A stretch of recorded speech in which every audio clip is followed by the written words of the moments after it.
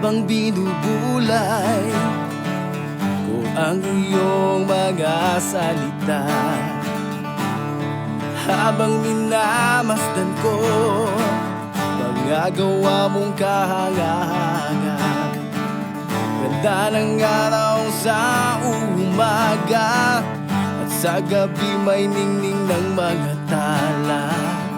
Lahat ng to'y iyong ginawa, lahat ng to'y iyong nilikhang parang ulan na di tumitigil, tulad ko rin na di pa pipigil. Ito ay dahil nalaman kong masayang maglingkod sa iyo, Panginoon. Masayang maglingkod sa iyo, Panginoon.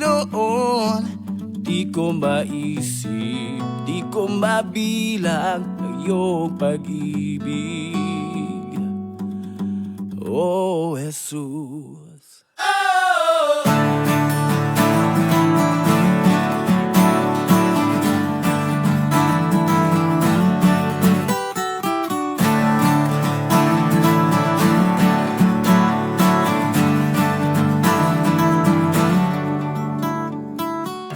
Mga ibon ay nag-aawitan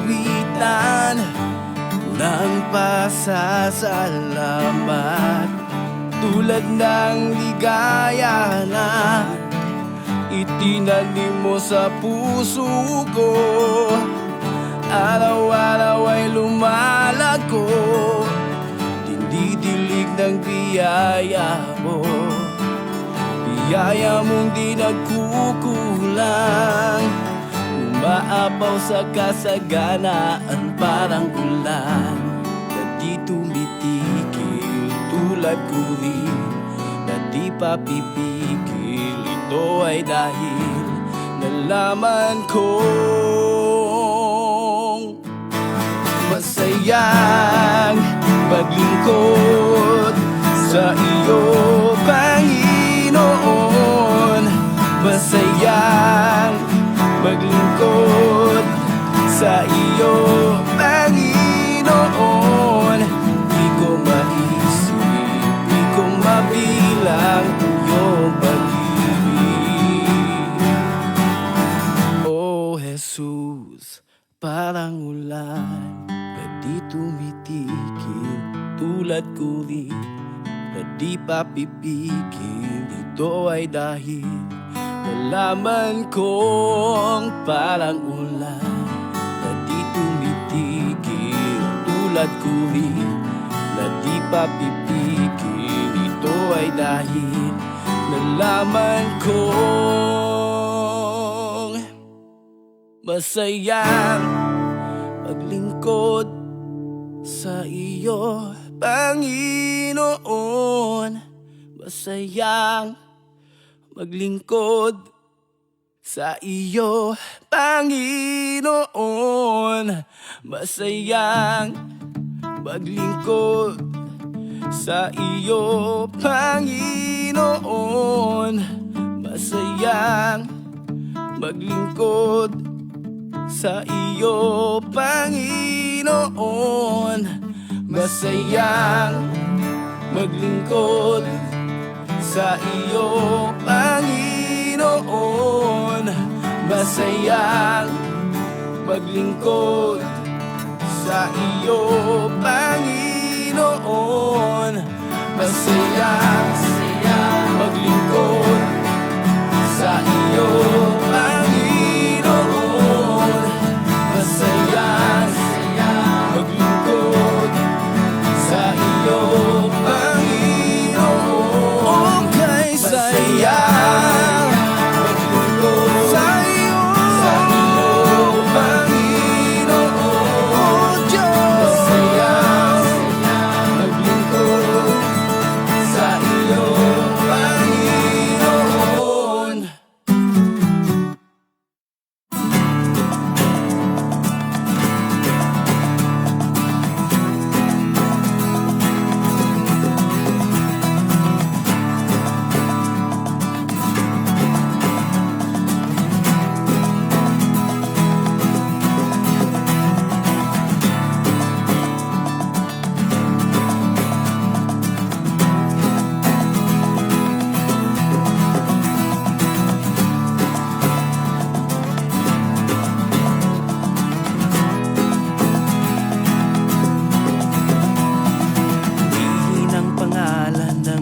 Diyos na makapangyarihan sa lahat.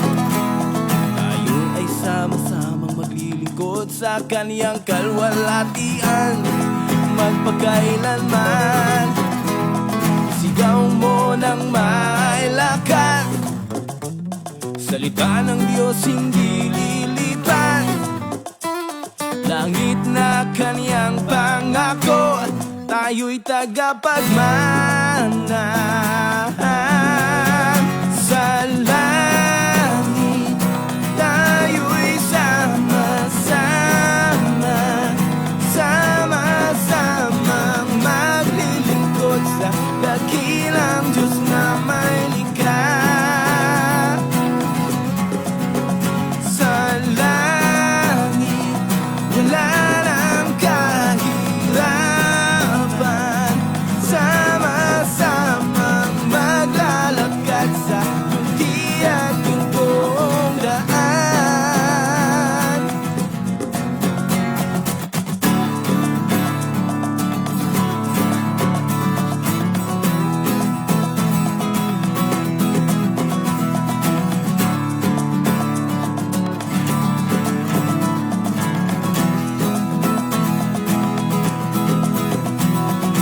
Purihin ang pangalan ng Diyos na makapangyarihan sa lahat. Tayo ay sama-samang maglilingkod sa kaniyang kalwalhatian magpakailanman. Isigaw mo ng mailakas, salita ng Diyos hindi lilipas. Langit na kaniyang pangako, tayo'y tagapagmana. Sa langit, tayo'y sama-sama, sama-samang maglilingkod sa dakilang Diyos na may likha. Sa langit, wala nang kahirapan, sama-samang maglalakad sa lunti at pintong daan.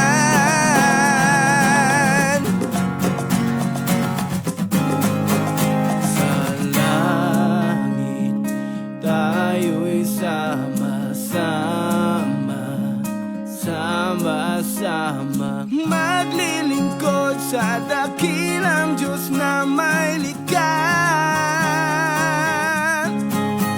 Sa langit, wala nang kahirapan, sama-samang maglalakad sa lunti at gintong daan. Oh, oh, oh, oh,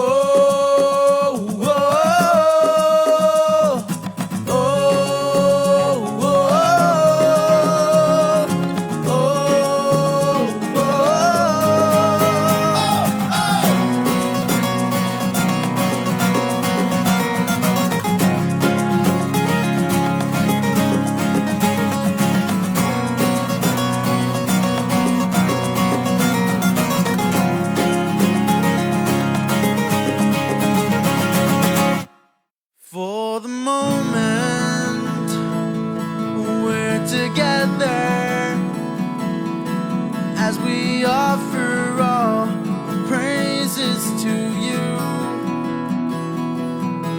In this moment we are sheltered by His mercies, comforts and endures. We have come to worship, to give glory to you. Holiness and service is what we offer to you, God. Hold on to your promise, and our heart sets on you.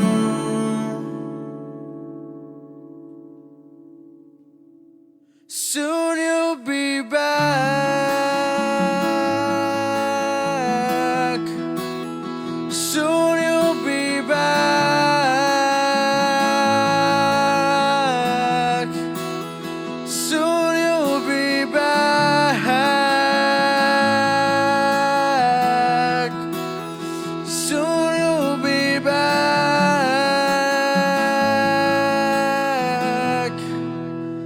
soon you'll be back.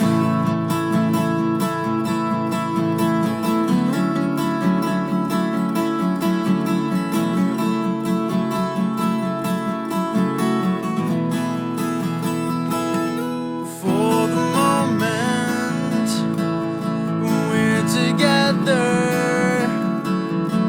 as we offer all our praises to you.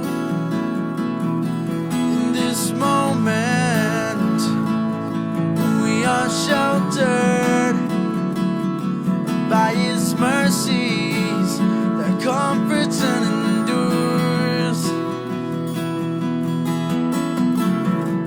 We have come to worship, to give glory to you. Holiness and service is what we offer to you, God. Hold on to your promise and our hearts that's on you. Yeah, soon you'll be back.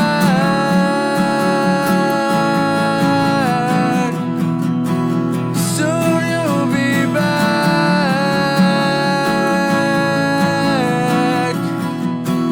Soon you'll be back.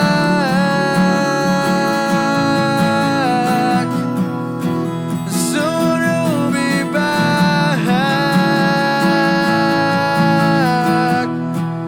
And you'll meet us in the air.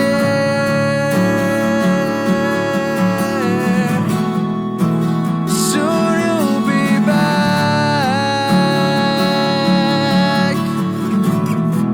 And you'll take me home with you. Whoa. Soon you'll be back.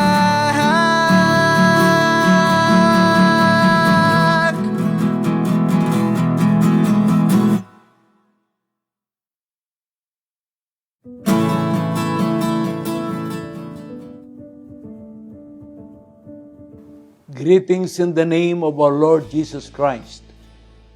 On June 26 at 6 p.m. U.S. Pacific Standard Time, I am urging each and every one of you to join me and the whole church together with Bishop Jonathan and his team for the third and final Home Free Tree Global Online Crusades. In this final installment of this global evangelistic phenomenon, we are seeking to reach 1 million people all across the world with the gospel of salvation, and to see 10,000 people to make decision to receive Jesus as their Savior.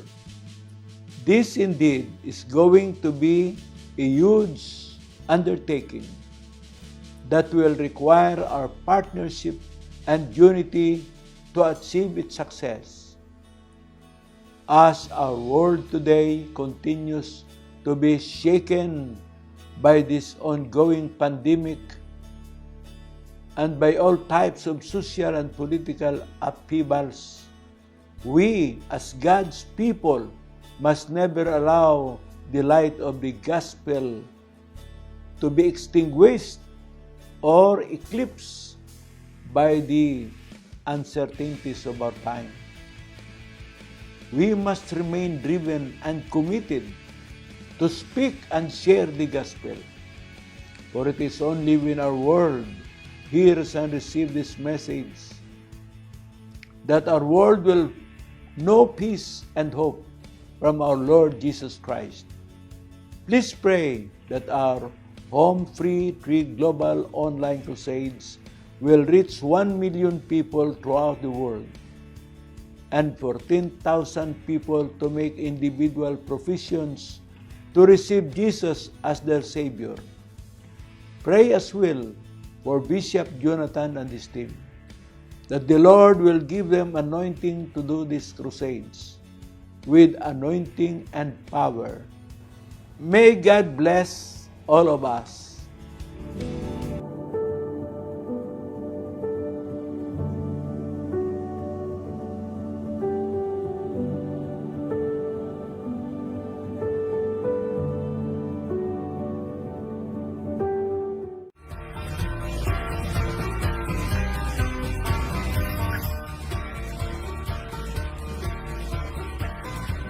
Hello everyone, I am inviting you all to support and watch the PMCC Fort Watts Global Online Crusade Home Free 3.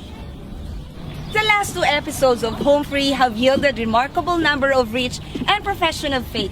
This time, the whole church is aiming to attain 1 million people with 10,000 individuals accepting our Lord Jesus Christ. So let us all pray for this and join our beloved Bishop Jonathan Ferriol to make this amazing vision come alive.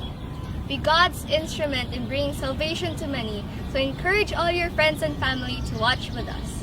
Don't miss this program and be sure to invite all your peers and even your classmates to join you as well. I am Brother Neo. I am Sister Febby. This is Presbyter Elieza Palanca.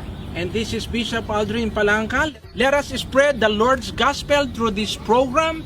See you all on June 26 at 6 p.m. PST time and June 27, 5 a.m. GST time for Home Free 3 Global Online Crusade.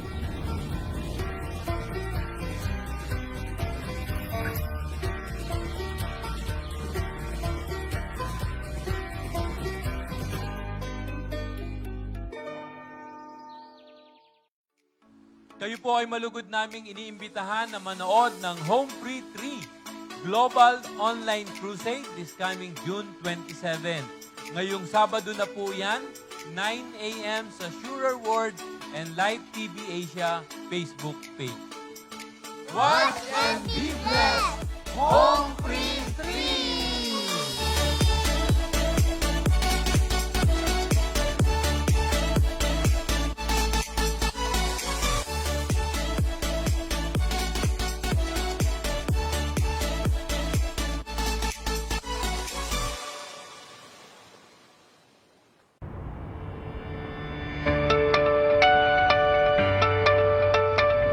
Hola, buenas. Formamos parte de la Iglesia de Cristo Pentecostal Misionera Cuarta Vigilia aquí en Madrid, España. Queremos invitaros a todos vosotros a nuestra cruzada global Home Free 3. El 26 de junio a las 6 de la tarde, hora local en California. Esta es una gran oportunidad para alcanzar a más de 1 millón de personas con la esperanza que viene del Señor Jesucristo. Y aunque la mayoría del programa será en inglés, tenemos subtítulos en español para que todos podamos alabar y entender las palabras de Dios. Esperamos verles allí y sientan el Espíritu Santo obrando en sus corazones. Que Dios les bendiga. ¡Gloria a Dios!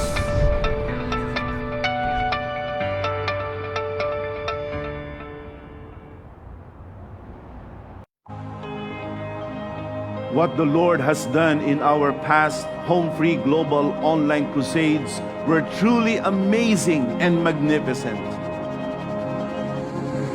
If you gotta start somewhere, why not Imagine here? if we could reach 1 million people. If you gotta start sometime, why not now? And to see 10,000 individuals making a decision to receive Jesus as their Savior. If we gotta start sometime, I say now. Let us join our apostle, join me, and join the rest of the faithful in the church as we bring the gospel of the Lord Jesus Christ to the vast lands beyond us. Tonight's the night for the sinners and the saints. Two worlds collide in a glorious display. It's all love tonight. When we step across the line, we can sail across the sea to a city with one king, a city on our knees, a city on our knees. Despite the uncertainties of our time, God is opening to us a big door for a great harvest of souls. A city on our knees. Will you join us? Will you pray with us as we reach our world with the gospel of the Lord Jesus Christ? I pray that you will. If you gotta start sometime, why not now?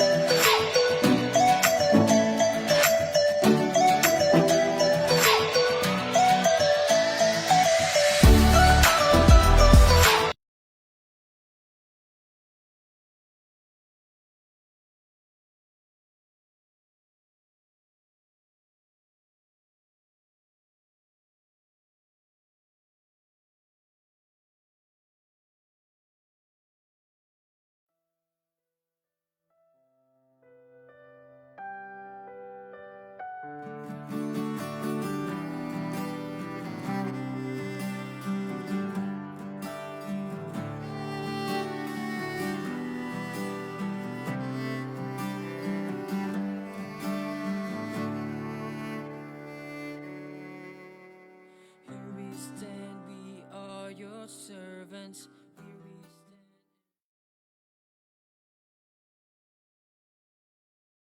Our speaker this morning is a graduate of Bachelor of Science in Psychology, a graduate of Master of Arts in Education, major in Guidance and Counseling, registered and licensed guidance counselor, a registered and licensed psychometrician, member of Philippine Guidance Counselor Association, and member of Psychological Association of the Philippines, and the school administrator in MCA Davao. Ladies and gentlemen, please welcome Miss Dana Elena Serrano.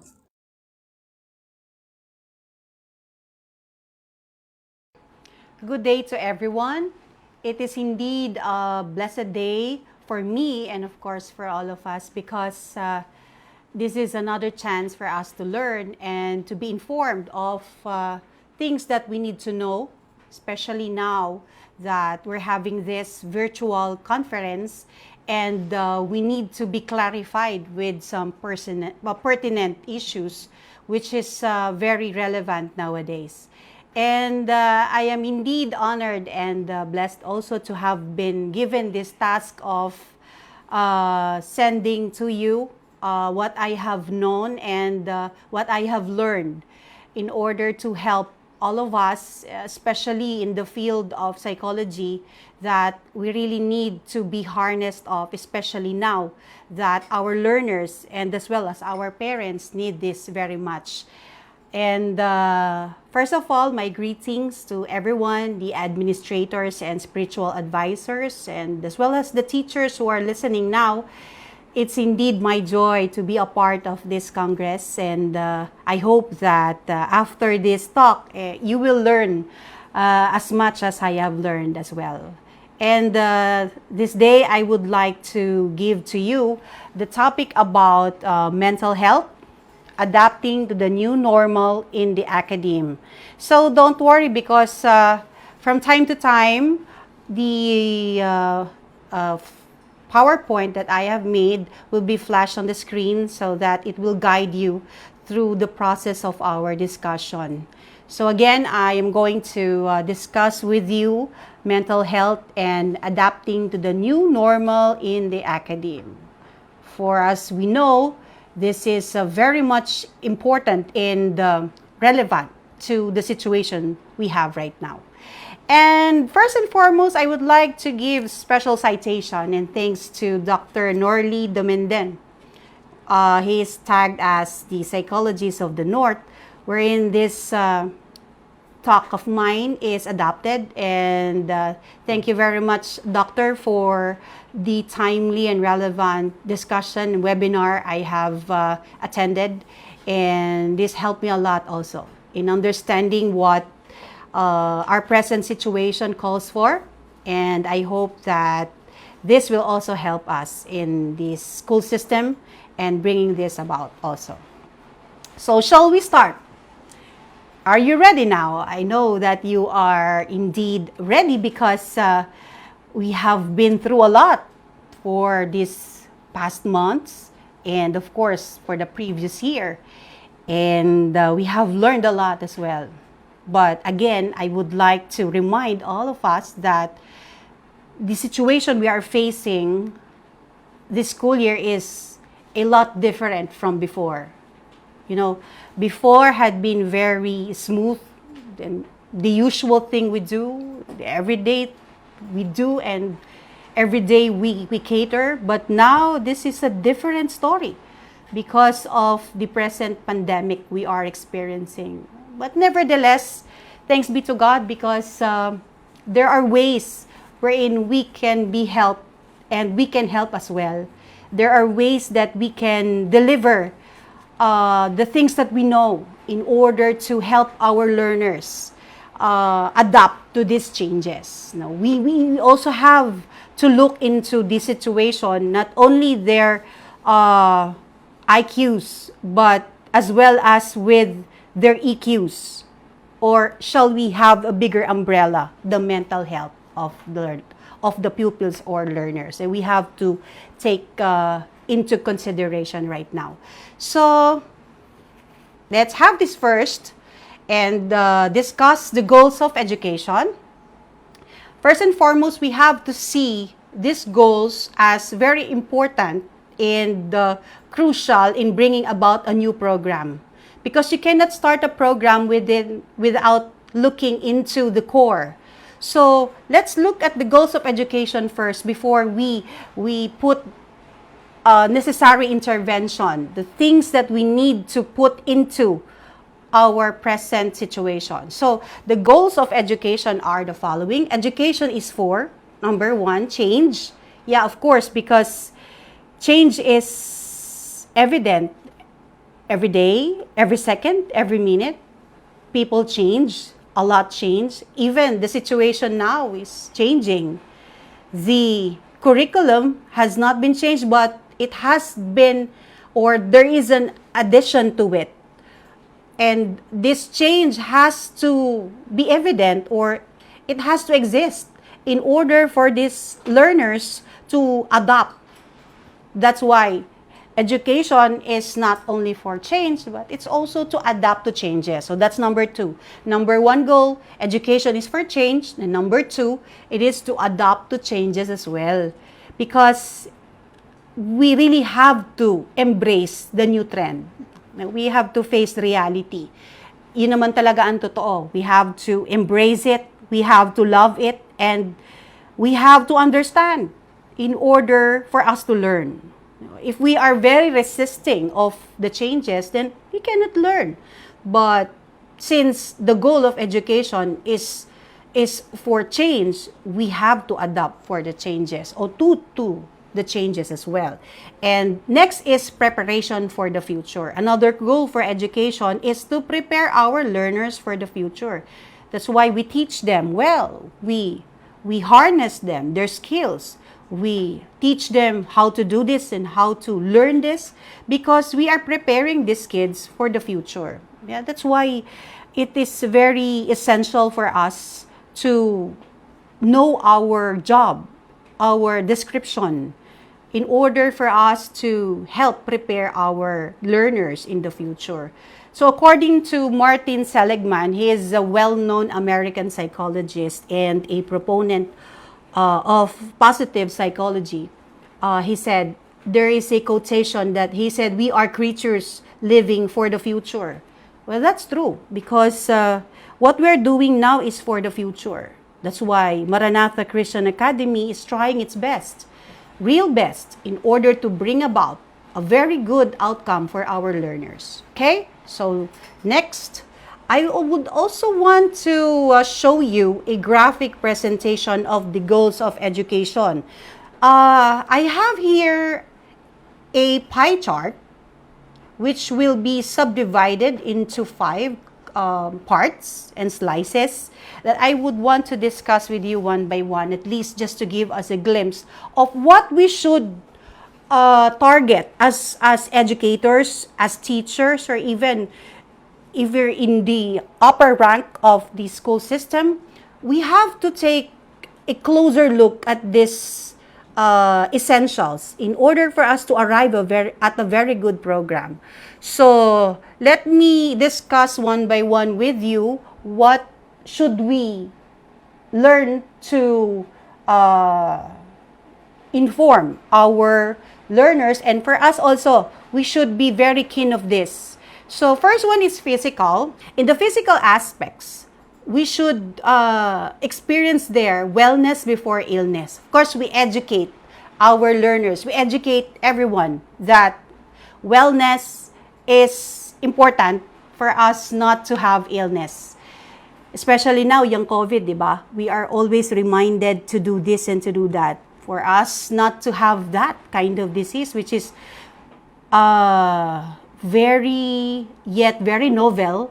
Of course, it's new, and they're still in the process of knowing it better. So there is much need to learn this kind of virus. So that's why they are taking precaution, and they always tell us, especially our government, the health people in the department of our government is always giving us a reminder, a warning that we should do this, or else there will be a disaster to come.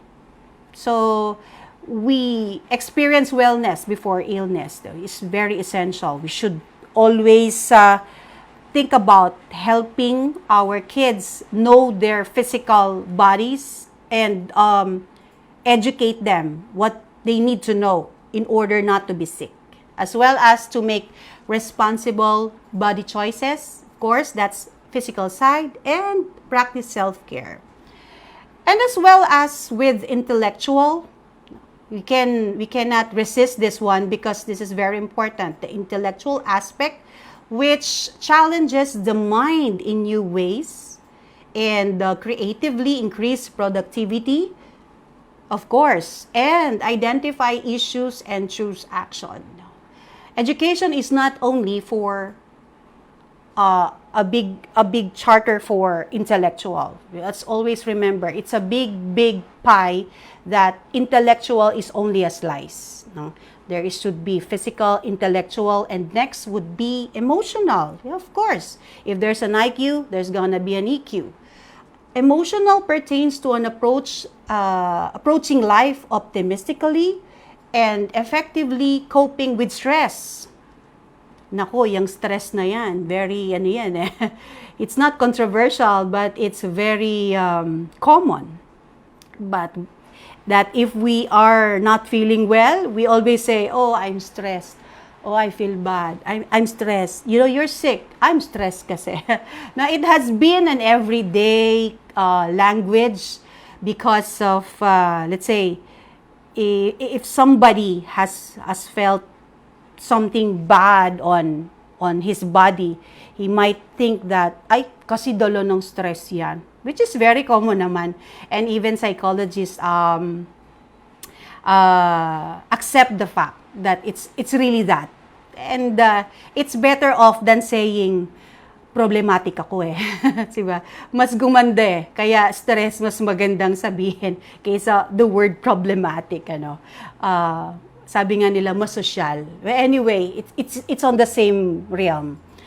And as well as with growing self-awareness and accepting feelings, that's also emotional. The goal of education is to teach our learners these things in order for them to adapt clearly on the side of life and to adapt to, moving life forward. Okay? Next would be social. If there's physical, there's intellectual, there should also be social. Because a person needs somebody to talk with, somebody to communicate with. That's why counselors are very essential in a school. That's why there are guidance counselors, there are even psychologists, behavioral therapists, psychotherapists, in order for them to cater problems which pertains to emotions. There are people na if they cannot blurt out their feelings, they would feel like exploding. Para bang sasabog, which is actually true, no? And if you cannot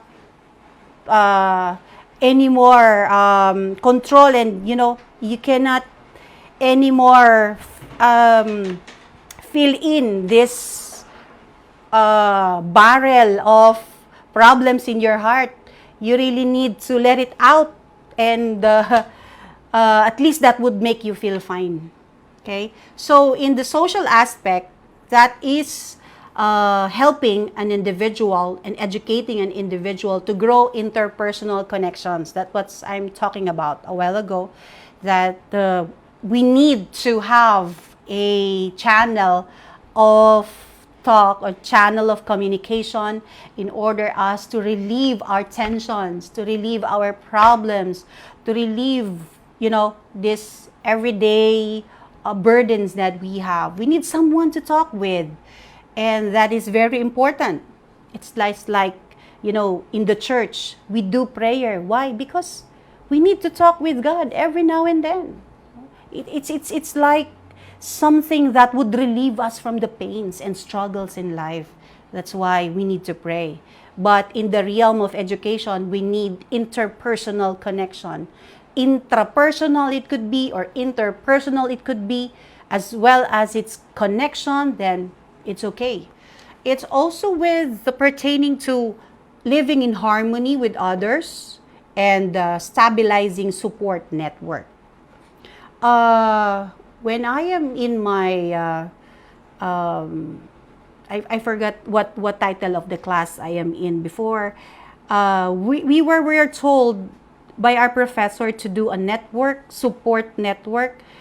That is like you build a group in order to help a specific problem. For example, one famous support group that is adopted by many schools now is this OFW children support group, which is very relevant now because a lot of parents today are working abroad and their children are left to be tended by their grandparents or even their relatives. So they need support by means of having communication with children with the same scenario. Yung pare-pareho silang mga bata na mayroong ganong estado. Lahat sila mga anak ng mga OFW. That's what I'm talking about. The kind of support network. So that's social. And in the realm of education and that goal of education, this has to be considered. Next, of course, we have all of those. As I have told you a while ago, these are very important. So let's take it one by one. Physical aspect, next intellectual, next is emotional, next is social, and of course, we should not forget the very important, the basic tenet. That's why Maranatha Christian Academy is very well known of. That is spiritual. We have doing this for years. And by God's grace, many of our pupils and our learners have learned this from us because of our maxim, and spiritual aspect helped us and our learners to be closer to God and to know and identify their values and beliefs. That's why spiritual aspect is very important. It builds tolerance of others, as well as it also gives meaning to life and purpose. There are kids or students who come to us before telling us that they're so deprived and, life for them is so depressing. I have been a counselor also for a bundle of years, and I have experience talking with pupils and even students with different kind of problems. So we have learned from them that some of them also have this problem of giving the meaning of life and purpose because of probably negligence of, I may not say it's the negligence of their parents, but because of the situation they have, it might be that they have connotated it, or they have presumed that the situation they are in is the result of negligence. So they have felt so terrible in their life that they will come to you and ease out their burdens and tell you, "Teacher, what should I do with my life? My life is terrible." No? So that's why here you come, giving them an advice, and especially an advice that would open their eyes to identify their values and belief in life, and as well as introducing them the most important thing a person should possess, and that is belief in God. And as educators, this is very essential. We should know these things as goals of education, aspects, things that we need to know. We have to take always into consideration and remind us always. So let's go now to another point to consider. After we have learned these goals of education, we now go to the elements of education. Who are the protagonists around, diba, sa pelikula may bida? Sino-sino ito? We should have to know, and we should know this. Of course, number one is the teacher. Hindi pwedeng mawala sa school ang teacher. It wouldn't be a school without the teacher, of course. And what else? Siyempre, may learner. Hindi pwedeng teacher lang. There should also be a learner, no? It's either pupils or students. And ano pa? Of course, the process. That is the teaching itself and the content. Ika nga, these two are essentials, and of course, the other, they cannot run without that. So, the teacher, the learner, and the process. The process is very important because that is the instrument that is going to be used in order to help the learners be educated of and to be informed of what's going on and what's going to happen and things like that. Okay, now we go to factors in focus. There are factors that we need to be in focus right now. Although I'm going to give this 4 to you, but I would rather want to discuss with you the last. I'm going to give you 4 bullets that we have to consider and to be in focus.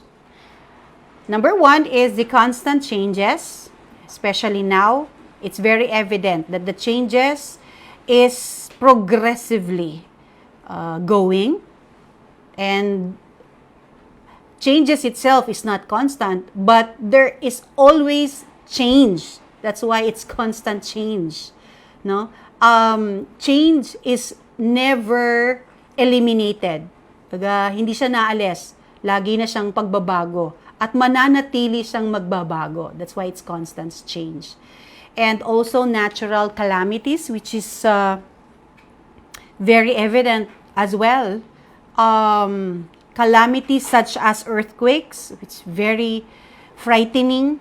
I remember in our place last year, which started October, like 3rd week, it was devastating so much that people went so crazy that they thought a big tsunami is going to destroy the place. But it was a false alarm. But still, the shake was so hard, no? And because that time we weren't in Manila, we weren't in our place in Davao. We are in Manila. That's why we weren't able to experience that shake. And it was followed by more and more shaking. That there are buildings which are devastated, which now are totally banned from habitation. It's not anymore to be used. So, condemned. Buildings are already condemned because of the big cracks that it can no longer hold, people to stay there. Calamities such as volcano eruption. It's very recent, just last January, if my memory serves me right. Yes, and this volcanic eruption it just came out like a snap of a finger, and nobody is even aware of that. They might probably say it might erupt anytime, but we didn't know what day, what time it's going to erupt. It just erupted, and then it's followed by more shaking. So these are natural calamities. And not only that, typhoon came about, lots and lots of typhoons which destroyed cities, destroyed houses, destroyed habitats, lots of destructions by these natural calamities. And this also has to be considered with our present education scenario, and as well with man-made disasters. Man-made disasters are, it's man-made. It's the result of man's negligence. It probably result of man's desire to create something that would eliminate somebody or even a group of people. So that could be man-made disasters. And the last one is pandemic. It's very relevant, timely. Now we're experiencing this very bad pandemic. Before, it's only an endemic to a specially closed but a populated place in Asia. But now it's on the bigger scale. Our country is even affected by this pandemic. So we have to have this focus in our present education realm, this pandemic, in order for us to create a good program. Because now there would be a different scenario unlike before because of this pandemic, which is still very, very new, and until up to now, no vaccine is ready. No vaccine is ready to be given to people. But we are hoping and praying for the best that someday God will send out people whom He will use in order to come about with a very good vaccine. Okay, so let's focus on this pandemic. In focus, COVID-19 pandemic and its effect. We have to discuss this also before going to the things that we need to know and going to how we can adapt to this scenario in our schools. So let's focus first with this pandemic and its effect. Number one, it has a big effect in the physical state and well-being of man. Of course, people will get sick. And when he is sick, if he will not recover, then he will die. Nakakalungkot nga lang, this disease is far more different from other illnesses, which is very, very sad thing to know. So physical effects on the physical, very crucial, as well as with social. Kaya before, we are used to be socially capable of bringing in friends and acquaintances, but now what we are practicing is social distancing. Funny itself, but it's true. Before, we are practicing, we need to have social connections. We need to gain lots and lots of, friends, to meet them, to have bonding with them. But now, no more. That we have to distance ourselves from these people. Kaya ngayon, uso na kapag ka naglalakad ka sa kalye, kusa ka nang iiwasan. Pati ikaw, iiwas ka na rin. It's very common now. Iba na yung term ng social. Now, you have to distance yourself from others in order not to get sick. And that's true. And another aspect is psychological and emotional. Of course, there had been reports of suicides lately. There had been reports of depression. I was reading the news. I was reading the news via internet this past few days, and I was struck from an event which is about a man or a person who end his life because he told himself, a student, a boy, a male student who end his life because he can no longer afford to buy himself the things he need to learn. The things he need for his schooling. So, just to get rid of his burdens, he end his life. Well, that is a very, very sad situation, the student wasn't able to talk with some people in order to not to pursue his plan of suicide. That's why we cannot blame the situation for that. Right? It's the decision of the boy, but then he wasn't able to talk with somebody. That's why he just did it out of depression, because he told himself that his family has no money anymore and they don't have enough funds. That's why he'd rather end his life, which is very, very sad. You know, depression, most of the time, is a big percentage of depressive clients, even depressive patients. They tend to resort to suicide, which is, it's not an uncommon thing right now. Like a month ago, I guess, or weeks ago, I was able to had my personal experience with a suicidal client. Actually, it's not a client, but it's a former student. No? That student told me that she planned to end her life because of her miserable situation. So thanks be to God, because there is always prayer. Plus, I told her that life is precious. No? You cannot get it from ending it. That's why, by God's grace, he's okay. She's okay now. I'm just giving you an example of these people who are in depression, and they tend to finish their life in order to eliminate their depressive states or depressive moods.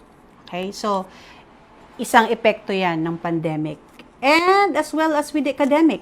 So, dito naman tayo magfo-focus ngayon with the academic side. No? Because academic has something to do with us being educators, and as well as our kids as our learners. So, we need to take a closer look at that. I would also give you some bullets here about the effects of pandemic. First, on the physical side, as I have discussed a while ago. So, these are the things that of course, has the great effect on the physical aspect. Number one, health concerns.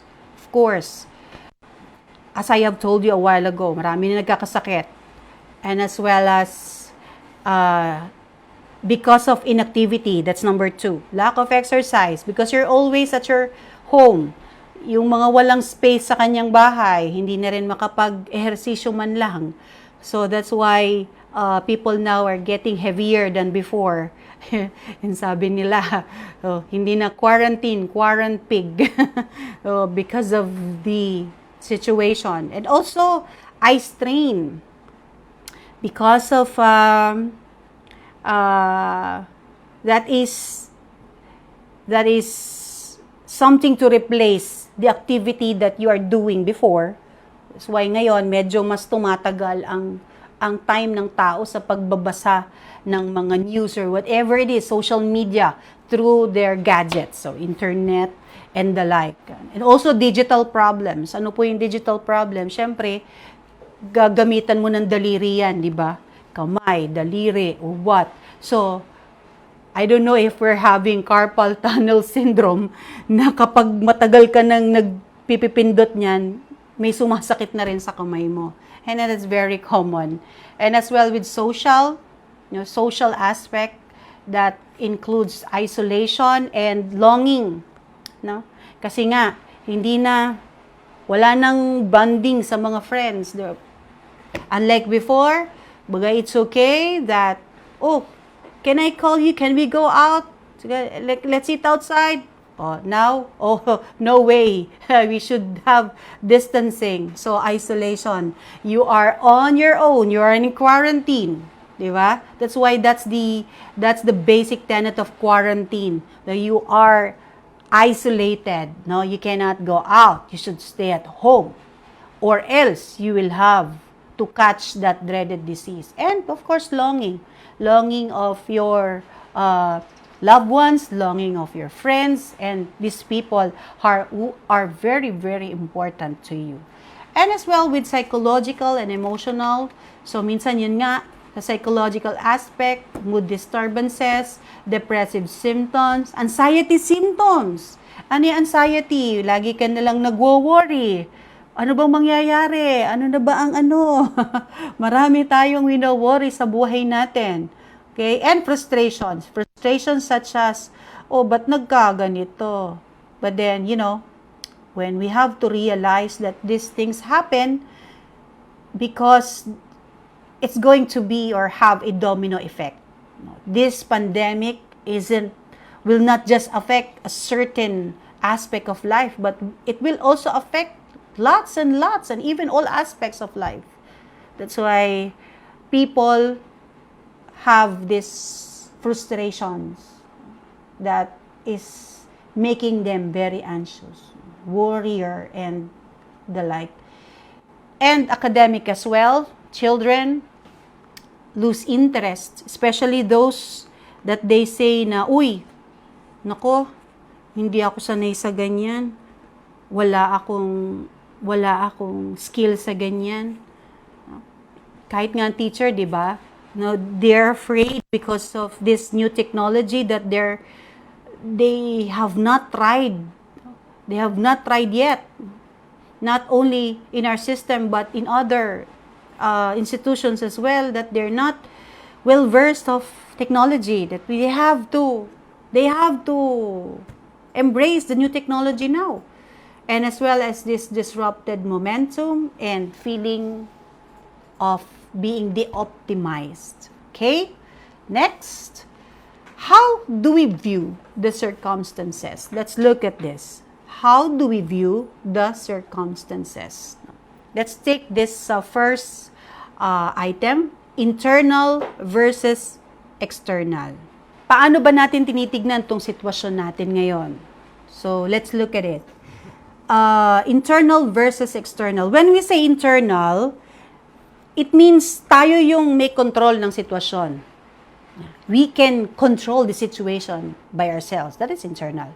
But when we say external, these are situations which are very uncontrollable. We cannot control this unless there is a specific intervention. So that's it. So internal versus external. That's how we view the situation or the circumstance that we're facing. As well as stable and unstable. Ano po yung stable? Circumstances which are permanent. That is stable. Hindi mo na mababago yan. Stable nga yan di ba? And when we say unstable, these are circumstances which is temporary, which can be changed. Sabi nga, now we cannot use face-to-face modality, but once a vaccine is out in the market, so probably this online modality would be eliminated progressively or regressively. So that is unstable, meaning to say temporary lang in circumstance. It can be changed, okay? And as well as with global versus specific. Global is, I can also explain this to you through the pandemic which is happening. Pandemic is global, of course. And it's general. Maraming naapektuhan. Lahat naapektuhan pagdating sa aspeto ng buhay. It's global. Wherein specific, there is just a specific circumstance that is affected. Okay? Unlike global, mas malaki ang naapektuhan niya. Ang specific, maliit lang. So, if these circumstances are viewed as, kapag tong mga pangyayaring ito, ang pananaw natin would be external, would be stable, would be global, ano pong resulta niyan? The result would be learned helplessness. Kapag ang isip natin na, I cannot control this situation. It's stable, it's permanent na. I think it will no longer go out. And it's global. It will not be controlled anymore. Ay, mahihirapan talagang mag-adapt. We cannot adapt to the new normal. There will be learned helplessness. Yeah, that's true. Because of probably the way we think. Learned helplessness is when something bad happens and the things you try to do doesn't matter. You don't try at all. You give up and remain passive even if conditions change. That is according again to a psychologist, Martin Seligman, na kapag daw hindi ka na gumagawa ng paraan, give up ka na, you don't try your best anymore. You don't try at all. Everything doesn't matter and wala na, passive ka na eh. Parang, let bygones be bygones. I don't care, bahala na. And as well as with the word inescapable trauma, yung bang wala ng pag-asa. Wala nang babago. Wala na akong magagawa. That is what we call negativity. And kalaban niya ng positivity. Because later on, I will discuss with you what I am driving you in today. Because for me, that is a very good thing that we should apply. Positivity in life. So later on, we will discuss that. So there are triggers of helplessness and anxiety. Ano po yun? Ambiguity. What is ambiguity? Hindi natin maintindihan mga bagay na hindi natin sigurado, we are not certain. That brings us to worry and anxiety. Ano pa? Something that you value is at stake. Of course, kaya yung iba nagkakaroon ng parang hindi nila kaya, they're so helpless. They are so filled with anxiety because something that they value is at stake. One good example is yung graduation ngayon taon, di ba? Wala namang nagmarchang bata unless it's done virtually. But still, that graduation is very important to a child's life. Parang ano yan eh, that will be the start of another big journey for them. No, kaya nga commencement exercises eh. Kaya lang, it deprived them from having such. That's why something that they value is at stake now. Unlike before, excited sila. Oh yes, I'm going to wear my toga. I'm going to receive my diploma. But now, oh my, I'm just receiving this virtually. No, it brought discouragement. That's why helplessness is also triggered. Parang nawala yung momentum eh. Nawala yung momentum ng mga bata. Well, we cannot blame them for that, but we have to explain to kids. We have to explain to them why this necessitates. Okay? And as well as if you already fear the situation. Takot ka na talaga eh. So that brings about helplessness. Kasi naduduwag ka na talaga sa sitwasyon, ayaw mong harapin. And being run down or depleted, we are trying to survive, but resources depletes. May iba nga eh, sinasabi nila dyan, suko na ako. Ayoko nang lumaban. Kapag ganyan yung mentality ng tao, it will bring him or her helplessness. That's why, especially with the learner, if the learner won't try to adapt to the new normal, it will just bring him or her helplessness. Okay? So, of course, there is always a silver lining, like Catriona Gray had mentioned in one of her famous answers during the pageant. There is always that silver lining of the situation. This is a wake-up call to embrace the trend. What else? To address the call of time and to respond to our learners' nature with respect to here, now, and the future. So this is a wake-up call that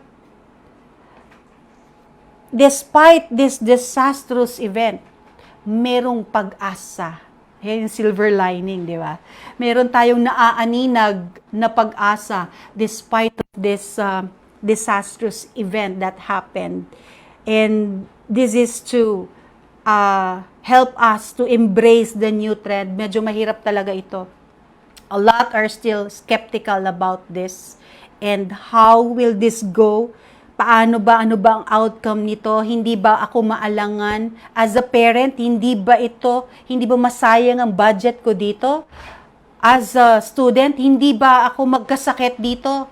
Or as a teacher, hindi ba ako ganun din mangyari sa kanila? So, marami So, digital age exists even before. Kaya lang, ngayon lang ito nagkakaroon ng focus. Actually, matagal na namang mayroon tayong mga digital learning, right? Even before. Pero now is a different scenario. We cannot hold a one-on-one discussion with our pupils. Rather, we are going to do that all in this screen. So, ganun yon. Okay? So, we have to embrace the trend. And this is the address. And to address the call of time. So, wala tayong choice. We are left with no choice. But rather, we have to fight for this. And we have to adapt. We have to find ways and means in order to adapt to this type of situation. Okay?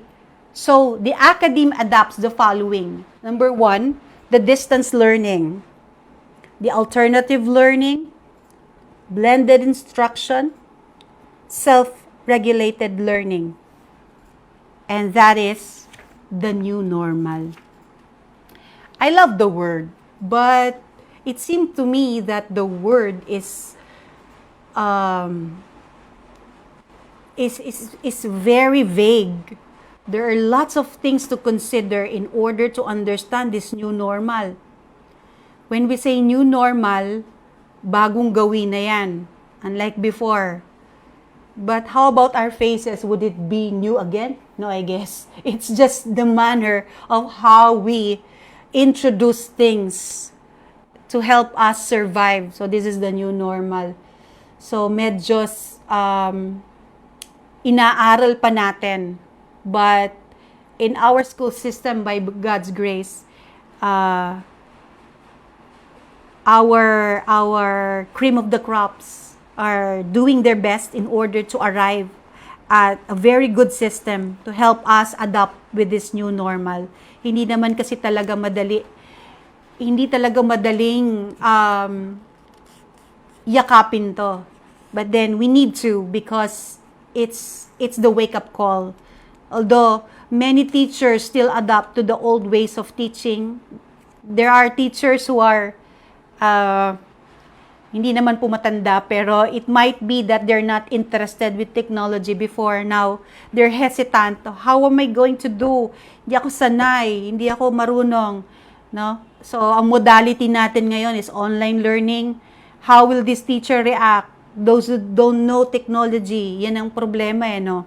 But then, again, as I have said a while ago, we have to embrace the trend.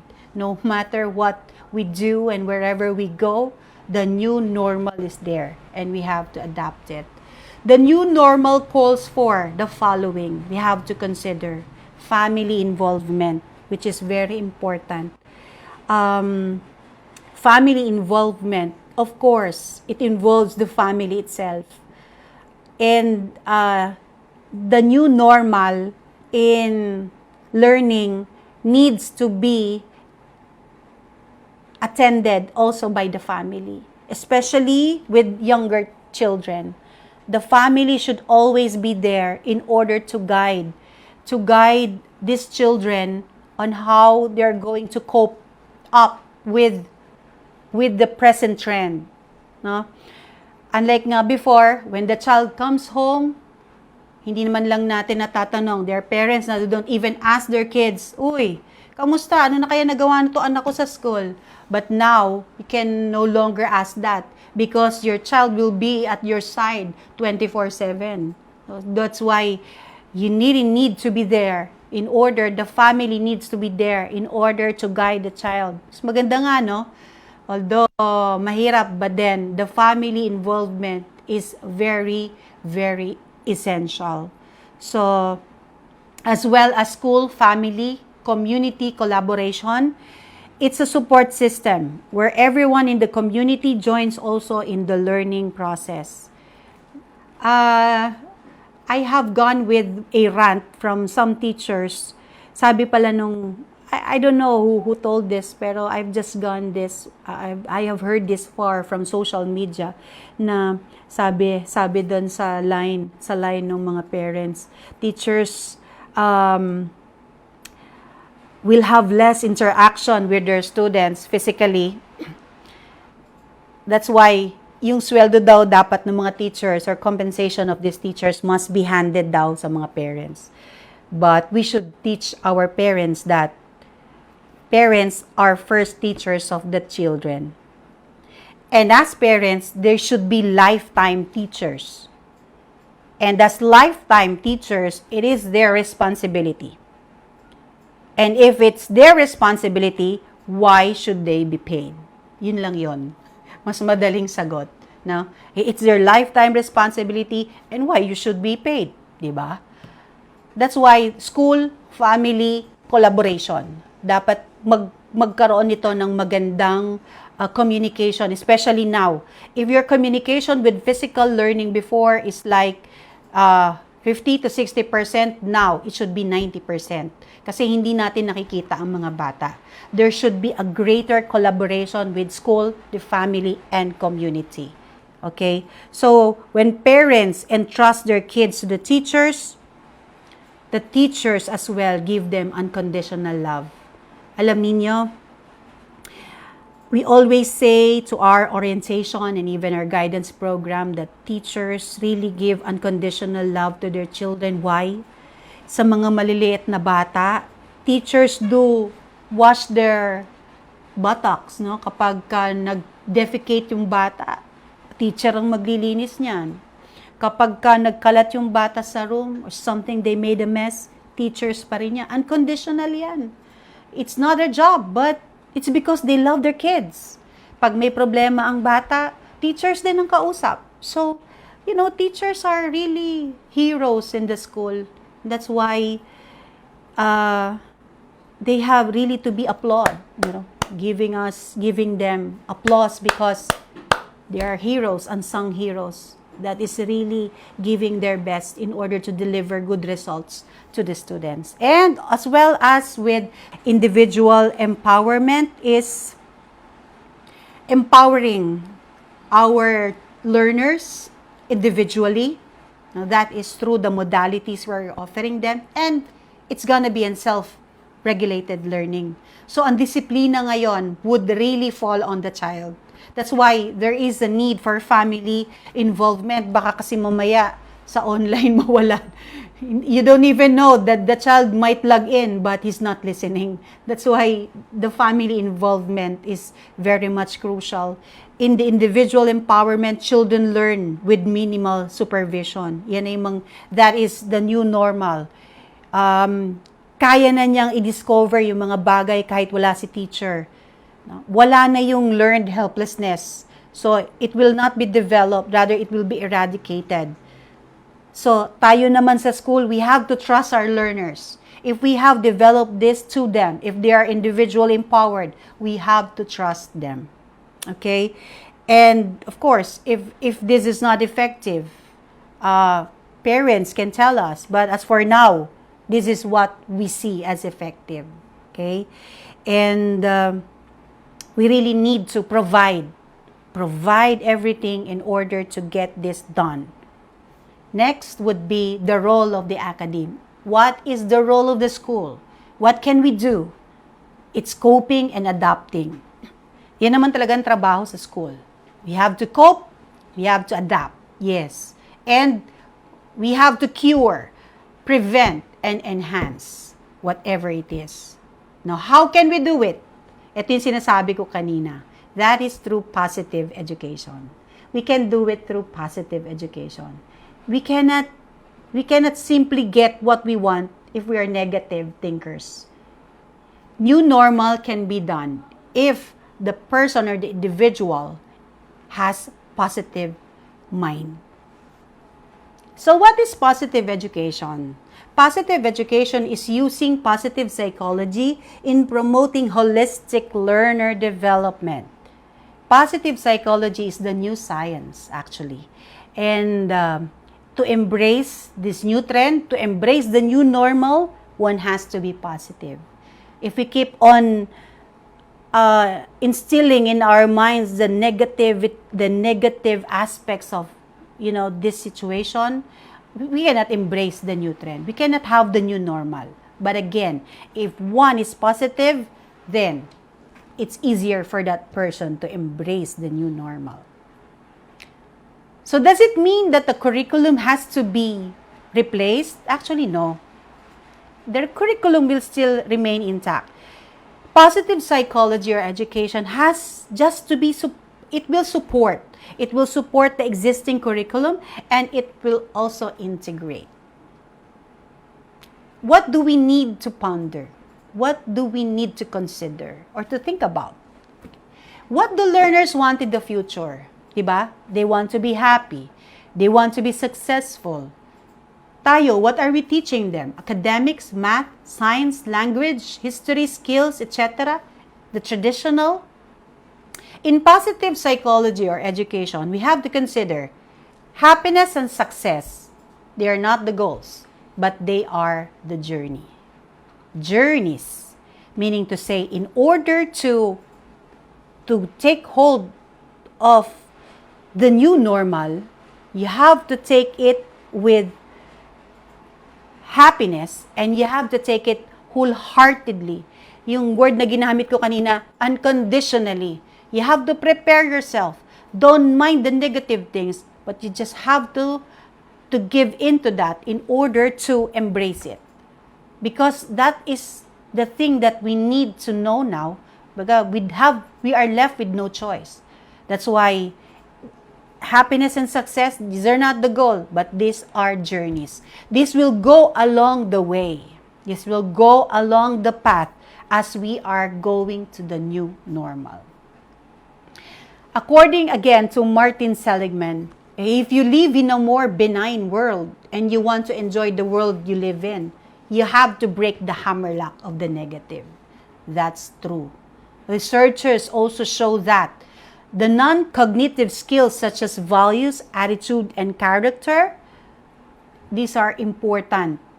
These are important to cater to positivity, as well as self-discipline and grit are twice important predicting an academic performance than IQ. Totoo yan. According to a psychologist also, Angela Duckworth, there are dimensions of grit. G-R-I-T. G stands for growth, R for resilience, I for instinct, and T for tenacity.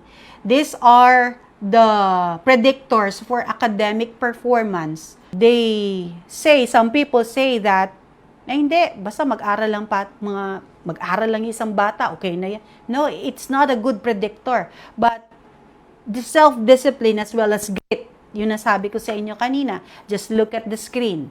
So these are good predictors of academic performance rather than the IQ. Okay? So if the child has this, mas maganda to. Can better embrace the new normal. Another research showed that IQ is not the special sauce of creativity, but ego strength, resilience, and sense of self. So, in embracing the new normal, it's the strength of the child, the resilience of the child, the sense of self of the child, as well as the teachers that would help each to develop and to adapt this new normal in schools. This is according to the IPAR studies by Barron and Berkeley. So, what is the benefits of positive education? Of course, it amplifies education and it rejuvenates teachers. Okay, so the basic philosophy of this is not eliminating the negative. Di naman tinatanggal talaga yan. Kasi it's already there. It exists. But we should identify what's best and the strength in learners rather than focusing on it. And another philosophy is not to change people's value. No, we cannot just change it, but to find out what they value and help them maximize it. That's the basic philosophy of positive education. It also says positive education, positive emotions undo negativity. You can see the yellow smiley there among the blue smiley, di ba? Iba talaga yung meron kang positive outlook in life. You know, you stand out from the group. You can see those blue, hindi siya smiley hindi siya ngumingiti, di ba? You can see those blue sad icons. You could see that. Wherein that yellow smiley is very outstanding. That icon is floating. The beauty of that. That means the emotion of positivity, it undo negativity. It brightens up the negative side of the situation. When one is positive, then the negative situation is being shrouded. Okay? That's why it's important for us to learn this. So that is to wrap up positive psychology. And we have to consider that in order to embrace the new normal, we need to be positive in our outlooks and we need to have positive thinking in order to get to this, because this is a difficult time.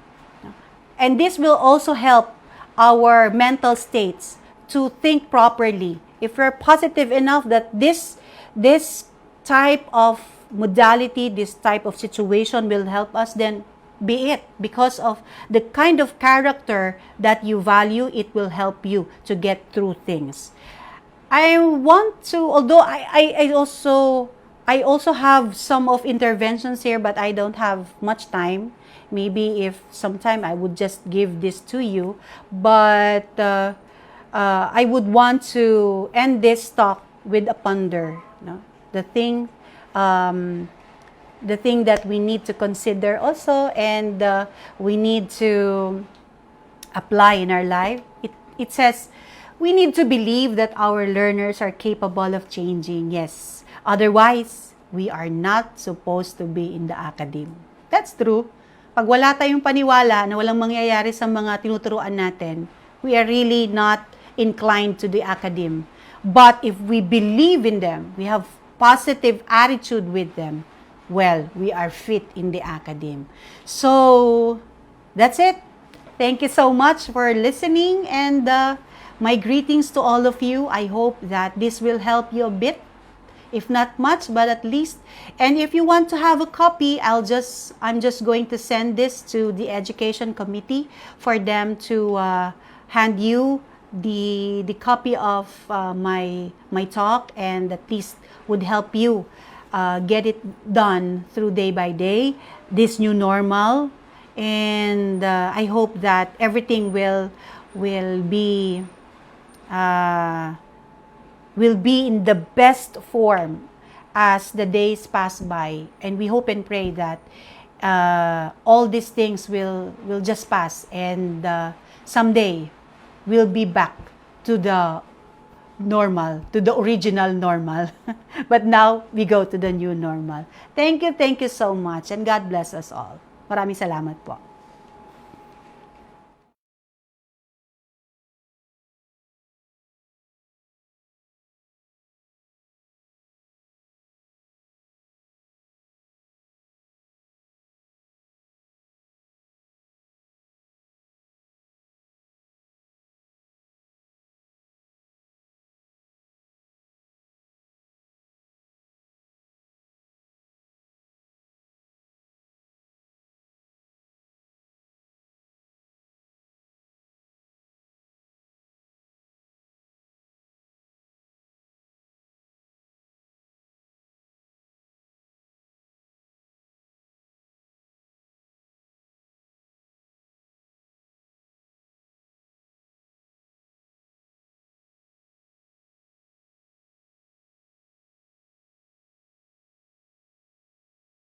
15th Congress first regular session. Good day.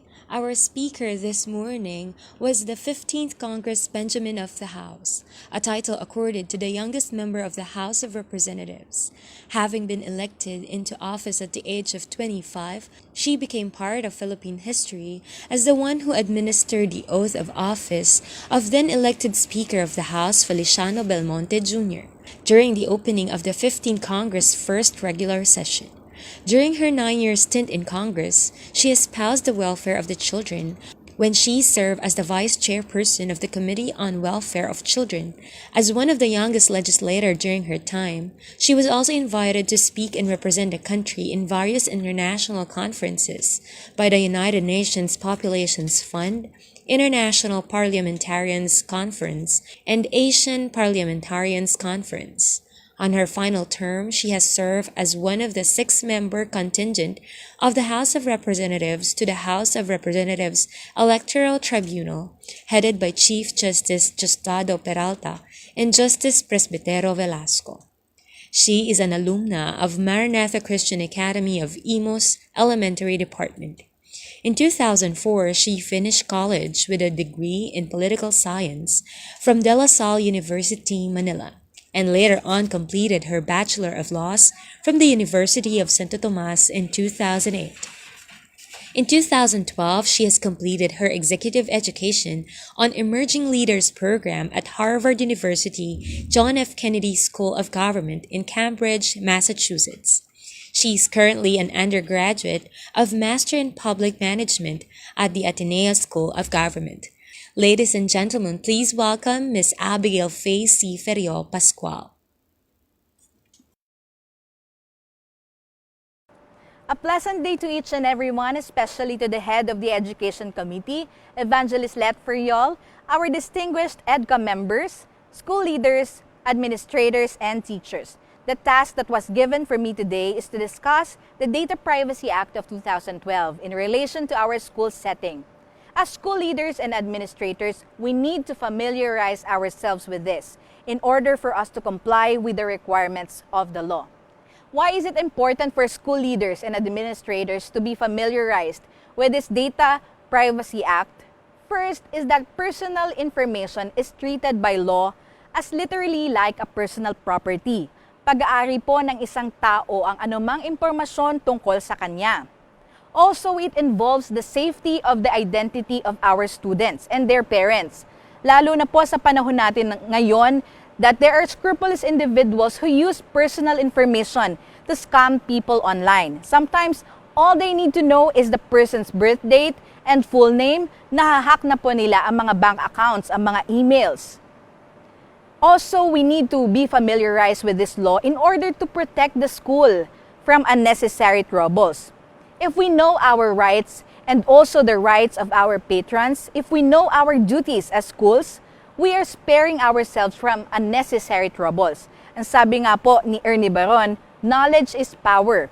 If we know these things, we will not be intimidated by parents. Mahalaga po sa ating school leaders na alam po natin ang mga bagay na ito, ang mga batas na nagbibigay ng karapatan at tungkulin sa school, so that we know where we stand in the eyes of law. May mga intimidating parents po kasi natatakutin tayo ng mga, uy, bawal sa batas yan. Minsan pag nauunahan na tayo ng salitang batas, we tend to give in.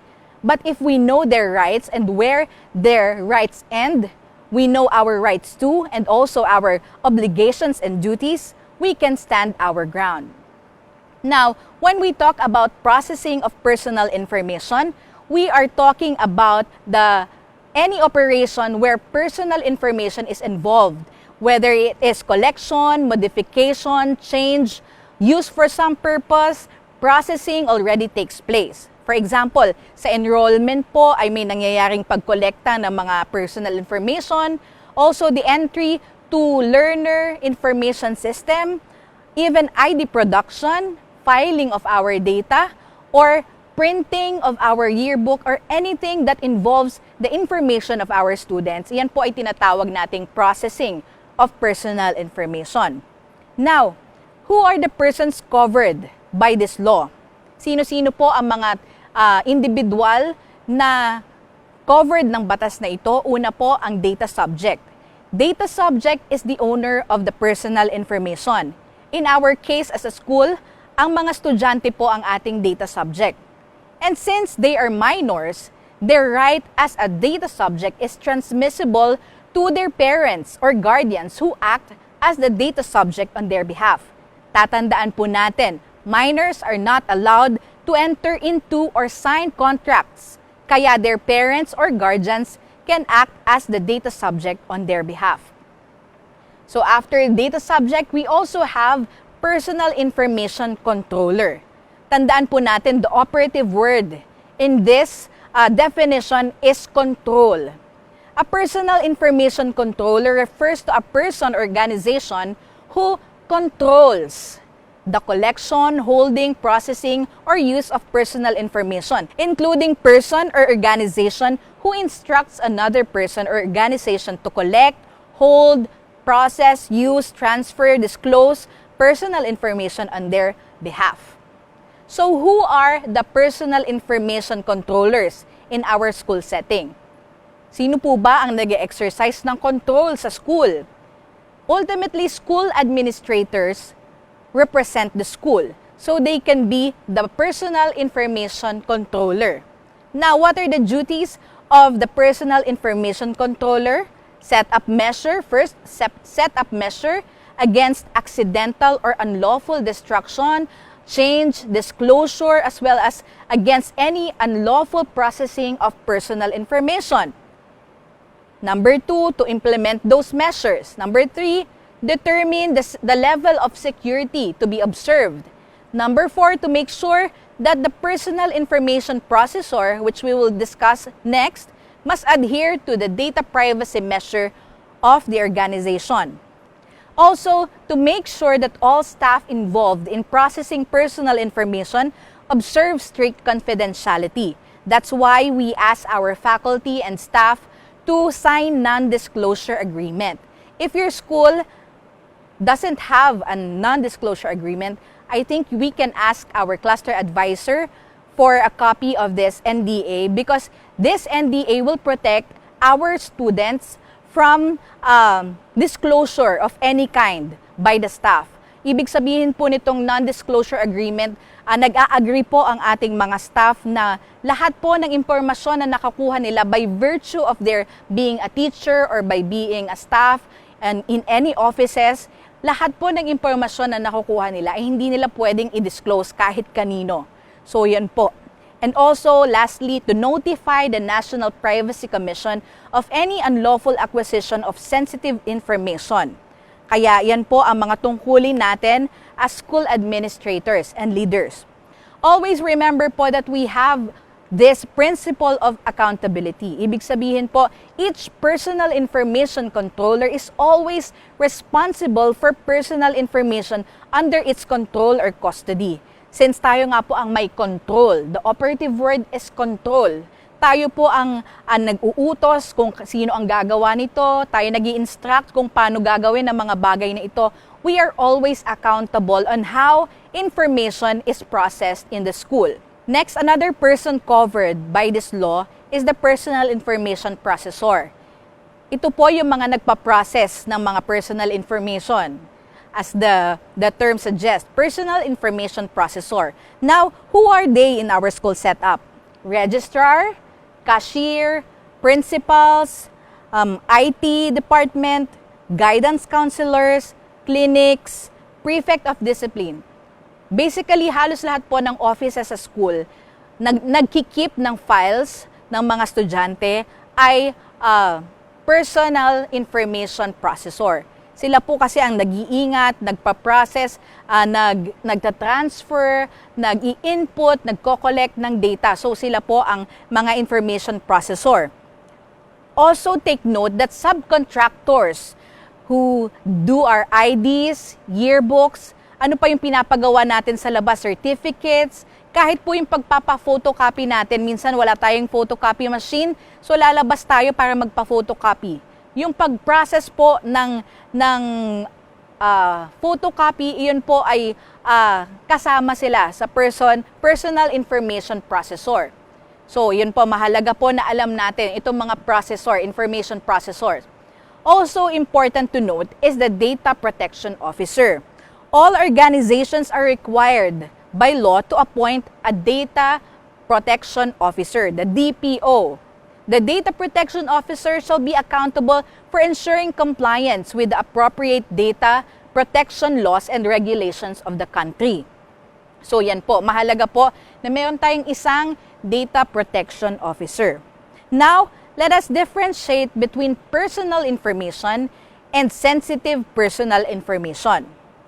Basic personal information is any information which can be linked to our identity, thus making you readily identifiable. Ano-ano po ito? Like name, gender, address, birthday, name of parents, contact numbers, email address, or even picture.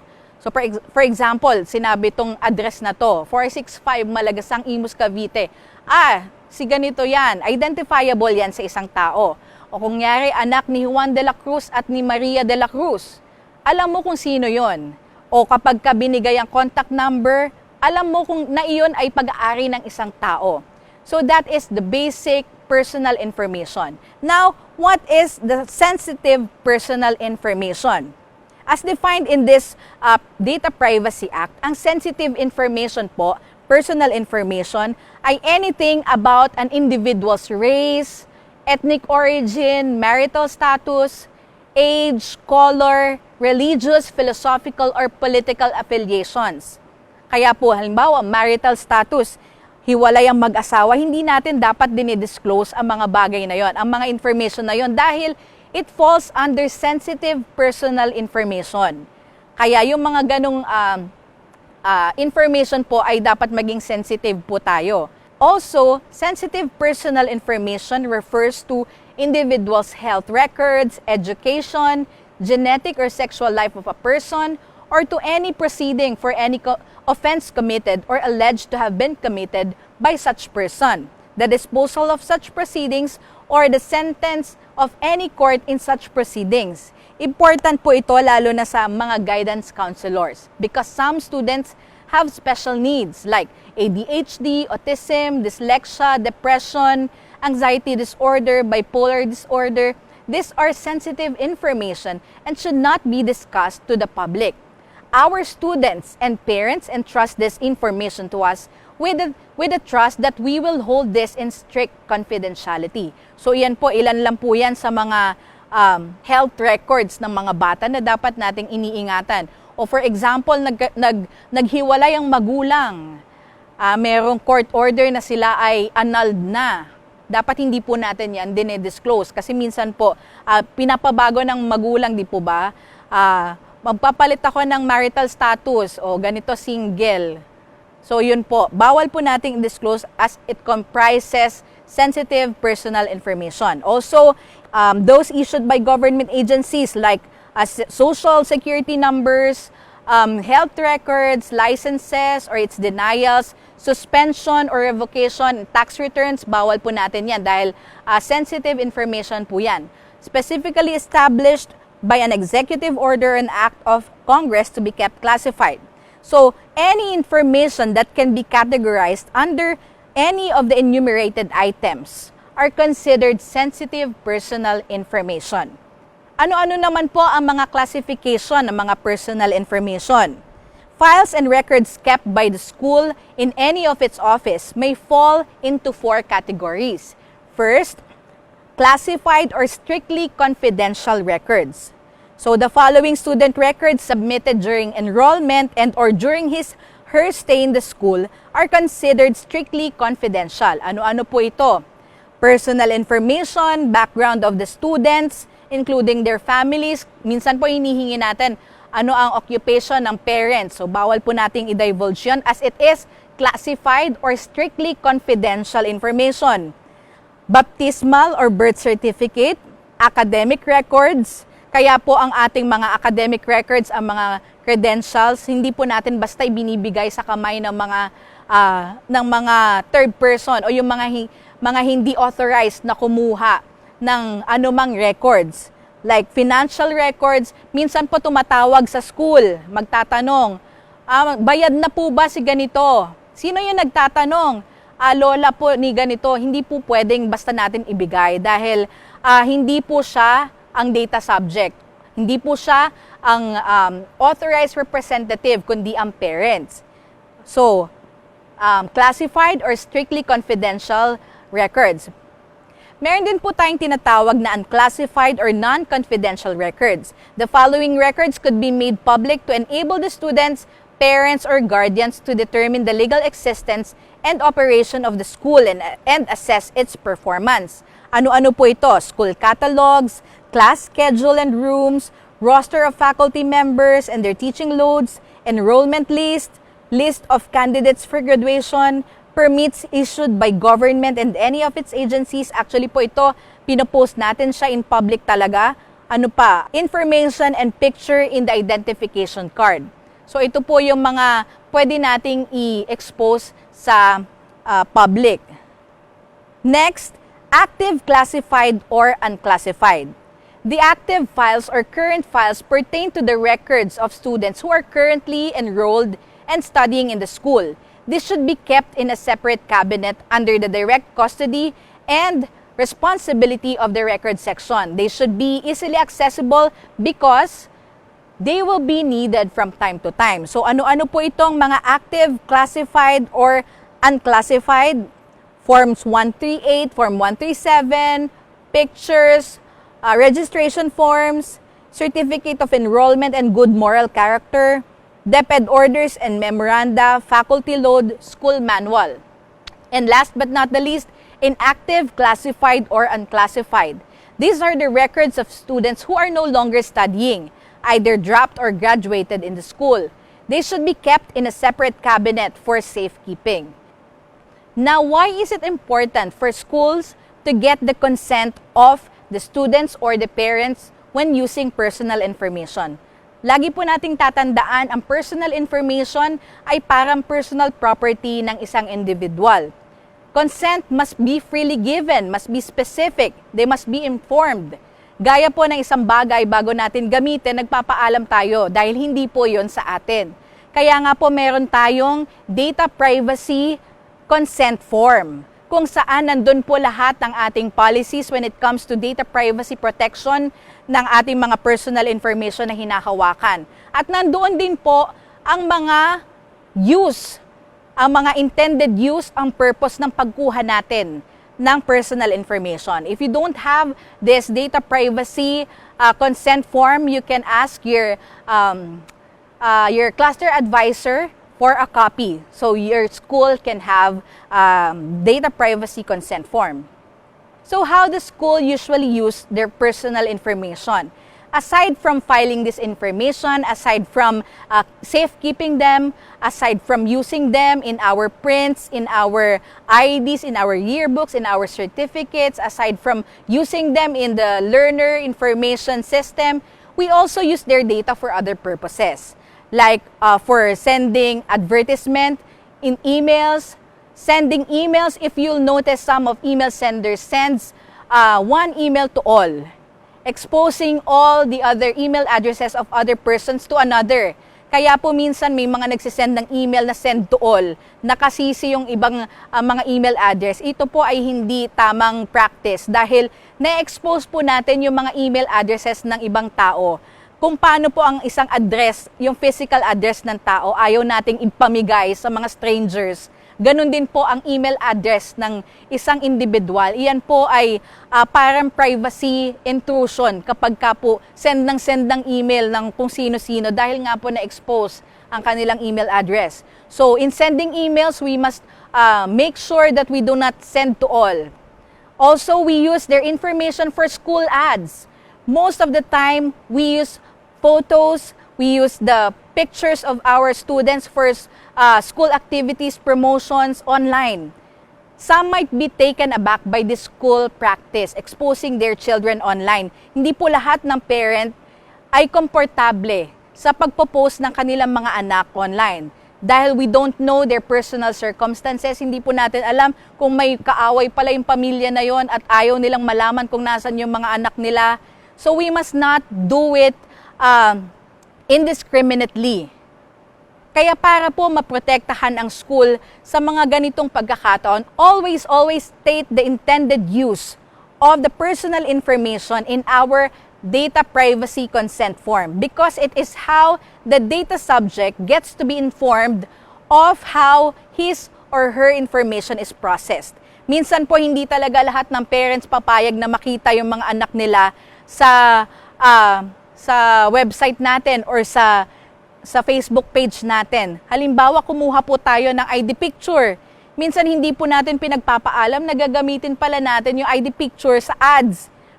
Magugulat na lang yung mga magulang na nasa tarpaulin na yung mga anak nila. So, hindi po yon magandang at safe na practice ng school. Kaya para maging safe po tayo, isama po natin yung mga stipulation na yan sa ating data privacy consent form. Ibig sabihin, pag pumirma po sila doon, ay pumapayag sila na makita yung mga anak nila sa Facebook page ng school o magamit tong mga information na to sa specific purpose. Ngayon po, ano naman po ang mga karapatan ng mga data subject? What are the rights of the data subject? First, they have the right to be informed. Personal information is treated literally as the same as personal property. It should never be collected, used, or processed without consent. That is why we have the data privacy consent form. Lagi nating sinasabi, ito pong personal information ay personal property ng ating mga data subject. Kung paano po na ayaw ng isang tao ginagamit ang bagay niya na walang paalam, ganun din po pagdating sa personal information. Tuwing gagamitin po natin yan, lagi po dapat alam ng may-ari na kung saan natin gagamitin ito. Also, they have the right to access. They can ask us about what information relating to them we have in our system. Kasama po dyan ang mga CCTV footages. Kaya, ang CCTV footages po ba ay pwedeng hingin ng mga parents or ng estudyante? Opo, bakit? Because it involves their identity. We are duty-bound to give it to them, to give access to CCTV footages. Basta po nahagip sila ng ating CCTV, tayo po ay duty-bound na bigyan sila ng access dyan dahil may mukha po silang nandoon sa ating system. Also, they have the right to object. They can object to our data privacy consent forms by not signing and submitting it, but it should always be based on legitimate interest only. Hindi po pwedeng, ayoko lang pirmahan yan. Dapat it should always be based on legitimate interest. Also, they have the right to erasure or blocking. Should there be changes in the circumstance of the data subject or our data is outdated, he has a right to have it removed or erased. So, next, they also have the right to ask for damages. They can ask us for compensation if they claim that their rights are violated. Also, they have the right to file a complaint with the National Privacy Commission. They also have the right to rectify, to correct an inaccurate or error in the information. Halimbawa po, ang marital status, nag-iba, nag-anal. So, pwede po nilang papalitan yan dahil nagbago na ang kanilang circumstances. Also, they have the right to data portability. Ibig sabihin po ng data portability, the data subject is in full control of his or her information and can obtain, electronically move, copy, transfer his data in a secured manner. Also, they have the right to transmissibility. Just like any physical properties, the data subject may assert another's right as a data subject provided he is authorized as the legal assignee. Dito po pumapasok yung rights ng parents or guardians of minors to act as data subject on behalf of their children. Ano-ano naman po ang mga acts na pinaparusahan ng batas? Una po, unauthorized processing of personal information and sensitive personal information. Ito po ay nakocommit ng mga persons who process personal information without the consent. Ito po ang operative words, without the consent. Pag ginamit mo ang personal information without the consent of the data subject, yan po ay punishable by law. Another act penalized by law is the accessing personal information and sensitive personal information due to negligence. Ito po ay nakocommit ng mga tao na pabaya. Kaya po hindi tayo ang ating mga registrars, ang cashier, lahat po ng ating mga tao, mga staff na nasa office ay hindi pwedeng maging pabaya. Dahil sa ating kanilang kapabayaan, pwede pong ma-jeopardize ang buong school kapag may unauthorized person po na nakakuha nitong mga personal information na to. Also, the improper disposal of personal information and sensitive personal information. This act is committed by persons who knowingly or negligently dispose, discard, or abandon the personal information of an individual in an area accessible to the public, or as otherwise place the personal information of an individual in its container for trash collection. Ito po, mga school administrators, napakahalagang malaman natin that we cannot just dispose IDs or school records or files of our past students. Hindi natin basta-basta itatapon lang ang mga files na ito. As much as possible, use a shredder. Meron na po tayo niyan, yung pag nilagay mo yung papel ay magkakat na po siya into tiny pieces na mahirap na po siyang ibalik. Kaya tatandaan po natin, hindi natin pwedeng itapon na lang sa basurahan ang mga files ng mga dati nating estudyante, lalo na po yung mga IDs, ang mga kahit anong school records, dahil iyan po ay pag napasa kamay ng mga masasamang tao, mahirap na po. So also when we delete files, lalo na po ngayon na lahat po ng ating files ay may cloud na. Those sensitive files from the Google Drive or iCloud, make sure that when we delete it, we also delete the files in the cloud. Importante po na pag dinelete natin siya sa computer natin, buburahin din natin siya. Make sure na wala ng kopyang nasa cloud. Dahil minsan po, na-delete na natin siya sa hardware, pero meron pa rin pong cloud. Kaya delikado po kasi when those important files go in the hands of unscrupulous individuals. Also, an act penalized by law is the processing of personal information and sensitive personal information for unauthorized purposes. Ito po, tama yung pag-process natin ng mga information, pero ginamit natin siya for unauthorized purpose. Ibig sabihin, hindi po nakalista doon sa kanilang pinirmahan na consent form, wala pala yon. This is committed by persons processing personal information for purposes not authorized by the data subject. Halimbawa po, yung mga files ng mga estudyante natin, ginamit natin for HB. Alam na po natin kung ano yung HB. Pag may pumalag doon, sabihin nila, bakit kayo nandito? Mga tagasan kayo? Saan nyo nakuha yung address namin? Sa school po, sa MCA po. Hindi naman yan sinabi na pinagpaalam sa amin ng MCA, na ibibigay pala sa ganito yan. So wag po nating gagamitin other than the purposes we identified in the data privacy consent form. Kung ano lang po yung pinirmahan nila, yun lang po yung ating paggamit ng mga personal information. Also, when we use the photos of the students, halimbawa, alam nila ID picture lang yun, pero nakita nila sa Facebook, hindi kasi natin pinagpaalam na pwede palang gamitin ng school ang kanilang mga pictures para sa promotion, sa mga ads, hindi natin na ipagpaalam sa kanila. So, bawal po yun. Also, we must be careful when we source out services. Kunyari po, nagpagawa tayo ng ID sa labas. Siyempre, ibibigay po natin sa kanila yung personal information ng mga bata, yung mga picture.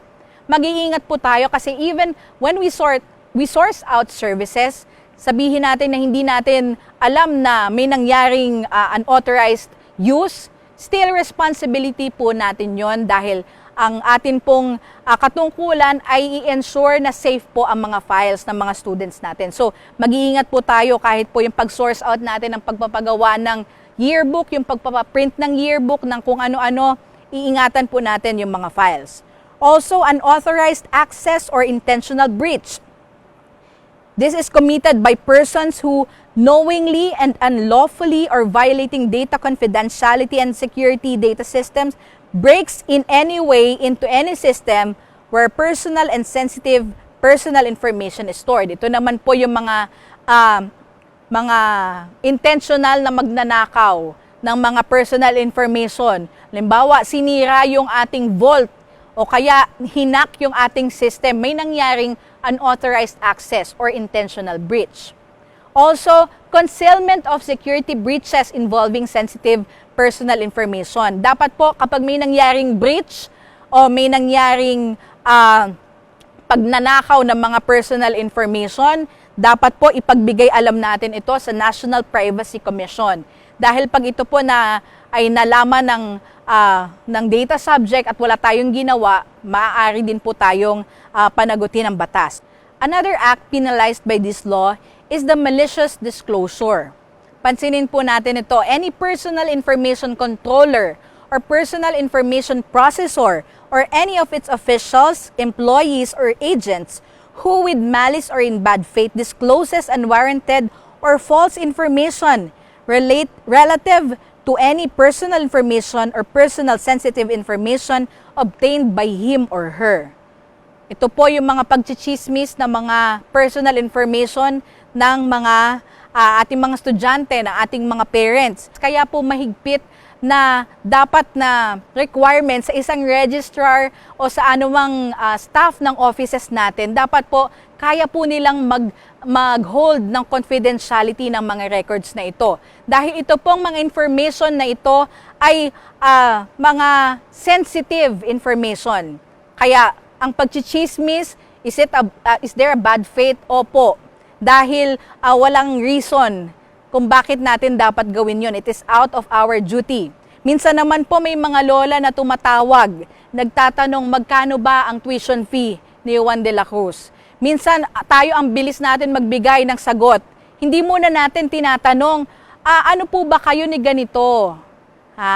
Minsan kasi meron pong mga magbiyan na nag-aaway dahil, bakit hindi mo pa binayaran yan? Binigyan kita ng pera. Minsan nagdi-disclose tayo ng mga information na ganyan. It involves financial records of a student. Is the lola the authorized person to access the information? Yan po muna ang ating itatanong. Minsan po, kasi pinagmumula ng away, ang mga information minsan na binibigay natin sa mga unauthorized person. So in case the data subject is a minor, always remember the parents are the lawful person to have access to the information. Except in cases where the lola or the lolo or the tita is the guardian of the child. And last but not the least po is the unauthorized disclosure. Any personal information controller or personal information processor or any of its officials, employees, or agents who discloses to a third party personal information not covered by the immediately preceding section without the consent of the data subject.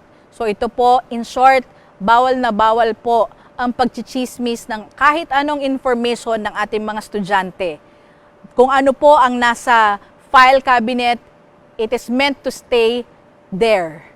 Lahat po ng information ay dapat kung nasan baul po yan, hanggang dun lang po siya. Hindi po natin sila pwede i-divulge, i-disclose sa kahit na sinong tao. And last but not the least, combination or series of acts. Pwede po tayo mag-combo dito.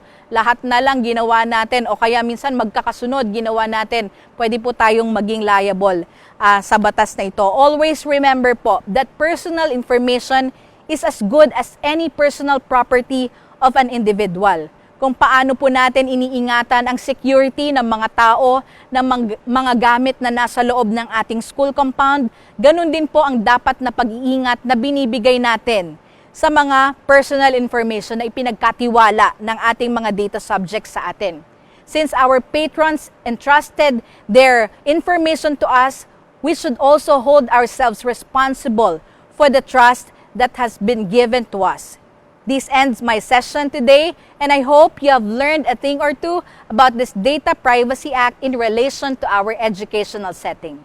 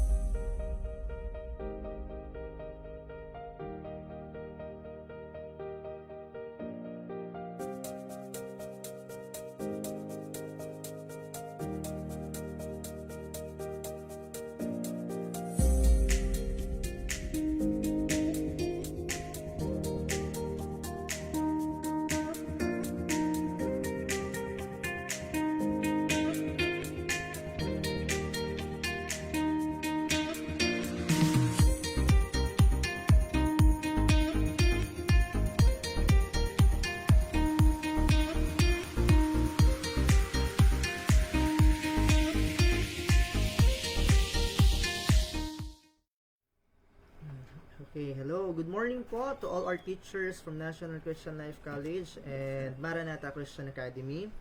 Earlier this morning ay itinuro sa atin ni Sir June Valeroso ang participants as well as suspension ng mga bata, registration of user and suspension of user account. Okay. So this time, ang akin naman pong i-discuss sa inyo for this webinar, it's all about the forum. Okay, it's all about announcement and forum for our pupils. Since this is our last resort as teacher na maibibigay natin sa bata, just in case na maubusan na tayo ng lesson na available sa ating LMS. We can use forum as part of our announcement. Okay po. But before anything else, we would like to remind everyone na sa atin pong forum na gagawin ngayon, kinakailangan po natin ng mga resources po na po pwede nating ibigay sa bata. Ano-ano po yung mga kailangan nating resources? Sa paggawa natin ng forum, dapat po meron tayong maibigay ng mga resources sa mga bata na yun yung magiging guide nila para sa inyong forum. Ano-ano po yan? Number 1, kailangan po nila, syempre, ng mga guiding questions po natin. Ano yung mga pamprosesong tanong na po pwede nating ipagawa sa bata para bago yung forum ninyo, bago yung naka-schedule ninyo na discussion, meron na kayong sagutan, meron na pong palitan ng inyong mga insights. Okay, number 2, ano yung mga available resources na po pwede nating ibigay sa bata? Say for example, kung yan man ay sa module, since meron namang module na matatanggap ang bata, babasahin nila yung module, anong page, or meron pa bang other references na po pwedeng kunin ang bata? May mga books ba na available or over the net? Baka merong mga po pwedeng basahin ng bata sa internet na doon magko-concentrate yung inyong discussion as additional. And for optional naman po, ito naman po ay it depends upon you kung idadagdag o hindi. That's why it's optional. Pwede po ang video and audio. Example, gumawa kayo ng forum under announcement. And then, gusto nyo na hindi lang makita ng bata yung questions, yung mga references, but then naglagay kayo ng sample video. Pwede po yan. Kasi not all pupils that we have ay basa ng basa. Mayroong mga visual learners na gusto nila may nakikitang mga pictures, may napapanood, yung iba naman gusto may napapakinggan. That's why we need to have, kung kinakailangan mag-add tayo ng video sa ating announcement, pwede po yun. Kung gusto natin, kinailangan merong audio, okay lang po yun. It depends upon you as a teacher. That's why it's optional. Pero ang kinakailangan talaga natin na mai-prepare para sa mga bata, una, yung ating mga learning objectives as well as your pamprosesong tanong. Kasi doon po tayo magbe-base ng ipapagawa sa bata. Kung ano yung mga guided questions po natin na ibibigay sa bata, doon magko-concentrate yung mga bata para naman sa ating gagawing discussion. Okay? Mind you, ang atin pong forum na gagawin is just a supplement. Karagdagan lang po just in case ng mga activities sa ating LMS ay kulang. Okay po. So, again, dun po sa mga bagong dating, sa bagong login po, sa mga bagong kapapanood, kinakailangan bago tayo mag-umpisa sa ating gagawing forum, bago tayo mag-set up ng forum, paki-prepare po ang mga sumusunod. Number 1, guided questions. Kahit 3 pirasong question, okay lang po yan. Pangalawa, references. Your materials. Kung yan ay sa module, so be it. Kung yan naman po ay may reference sa internet, kindly provide the URL. Yung URL po yung ikakopy natin and later on we will paste it. Para i-click na lang ng bata, po pwede na niyang puntahan. Mariredirect na siya doon sa link. Okay. Another, kapag merong video, pwede po tayo mag-download ng video. Ngayon, kapag sobrang daming video yung gusto nyong ipanood, or sabihin natin na may mga sample videos na po pwede tayong ipanood sa bata, hindi lang isa kundi sabihin natin 3 videos, wag na po nating i-download. Ano ang gagawin po natin? Kunin na lang natin yung URL para hindi humaba yung ating announcement. Dahil kapag naglagay tayo ng napakaraming content sa announcement, mapupuno yung announcement box natin, magiging ano po yan, magiging chat room, magiging chat box. Mapupuno yung ating announcement board. Now, para maiwasan yan, kapag marami po yung ating video na gagamitin, na ipapalabas sa bata, prior doon sa ating subject, sa subject matter na ituturo natin, yung link na lang po ng video yung kunin natin. Pero kung yan naman po ay iisa lang, okay po na i-download na natin, pwede nating idagdag doon sa ating gagawing forum. Okay po. Ano yung po pwede natin gamitin sa pag-download just in case na wala pa po kayong downloader? Pwede po tayong gumamit ng Save from Net kapag video ang gagamitin natin. Most probably, kapag gumamit tayo ng video na ilalagay natin doon sa ating forum, wag po masyadong mahaba. Wag po masyadong mahaba kasi sa sobrang haba, kapag mahaba ang isang video, matagal po ang uploading. Kakain po yan ng oras. Pero, we do suggest na kahit video clip lang, ibigay na lang natin, provide na lang natin yung URL ng papanoorin ng bata. Since yan naman po ay may schedule, ibig sabihin, hindi pa naman yan yung time nung inyong discussion. It's just a forum na mayroong period of time para sa susunod na discussion ninyo, alam na ng bata. Okay?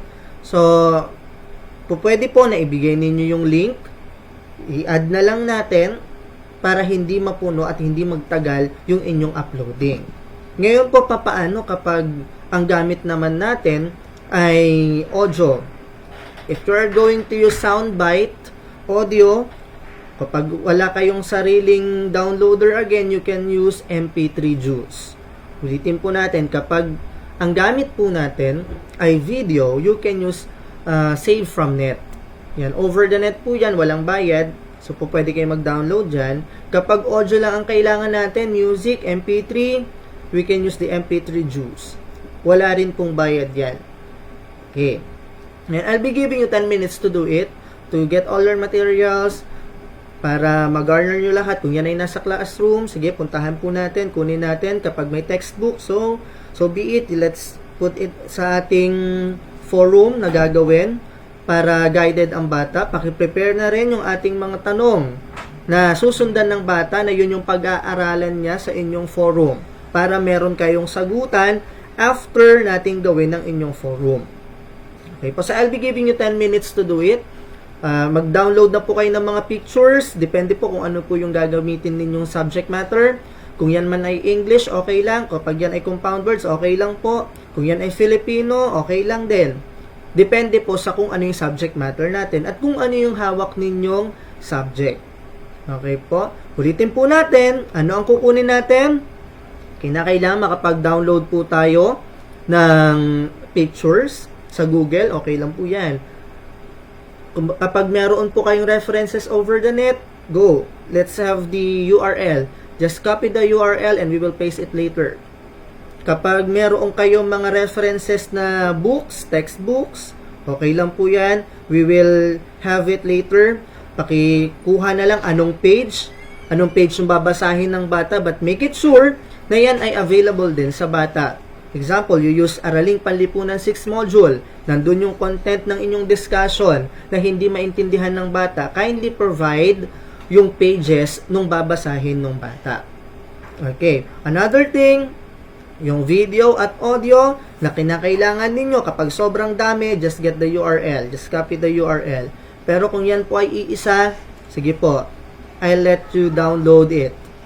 Anong gagamitin kapag video? Save from net. Kapag MP3, MP3 Juice. Okay po? I'll be giving you 10 minutes to do it. Let me set my clock. I can do anything.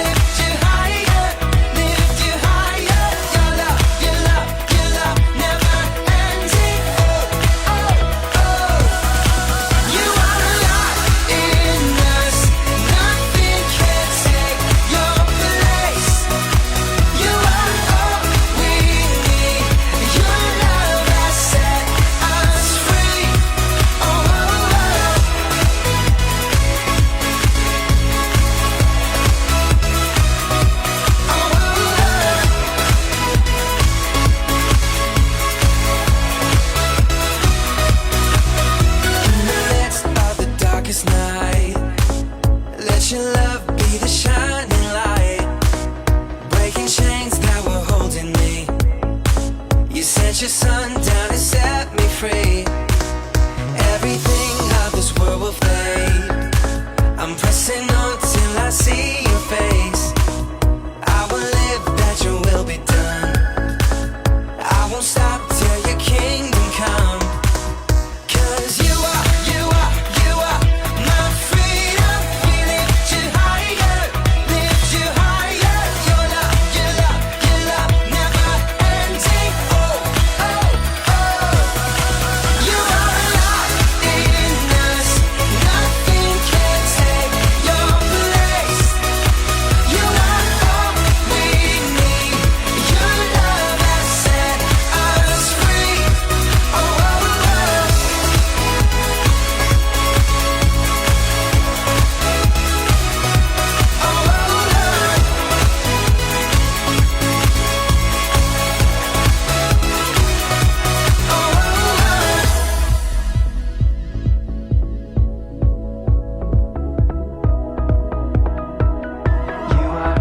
You are my freedom. We lift you higher. You are my freedom. We lift you higher, lift you higher. Your love never ending. Oh, oh, oh. You are alive in us. Nothing can take your place. You are all we need. Your love has set us free. You are alive in us. Nothing can take your place. You are all we need. Your love has set us free. Oh, oh, oh.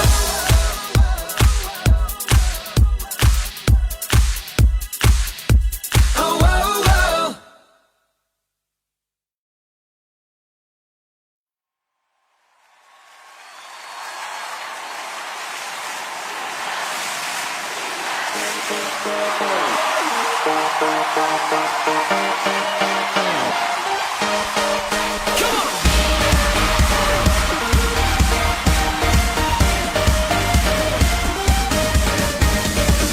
Here and now, make it loud at the top of our lungs.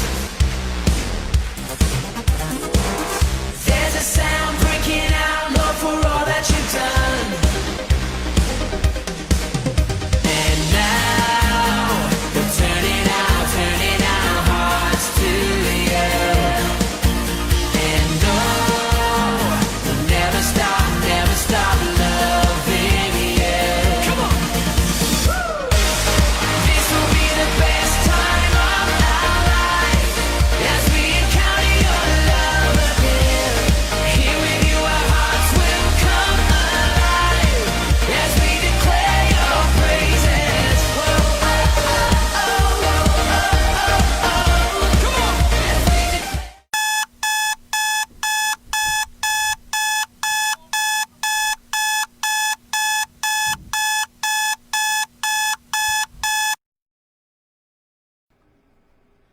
Okay. So, I hope that within 10 minutes, nakuha po natin lahat ng materials natin.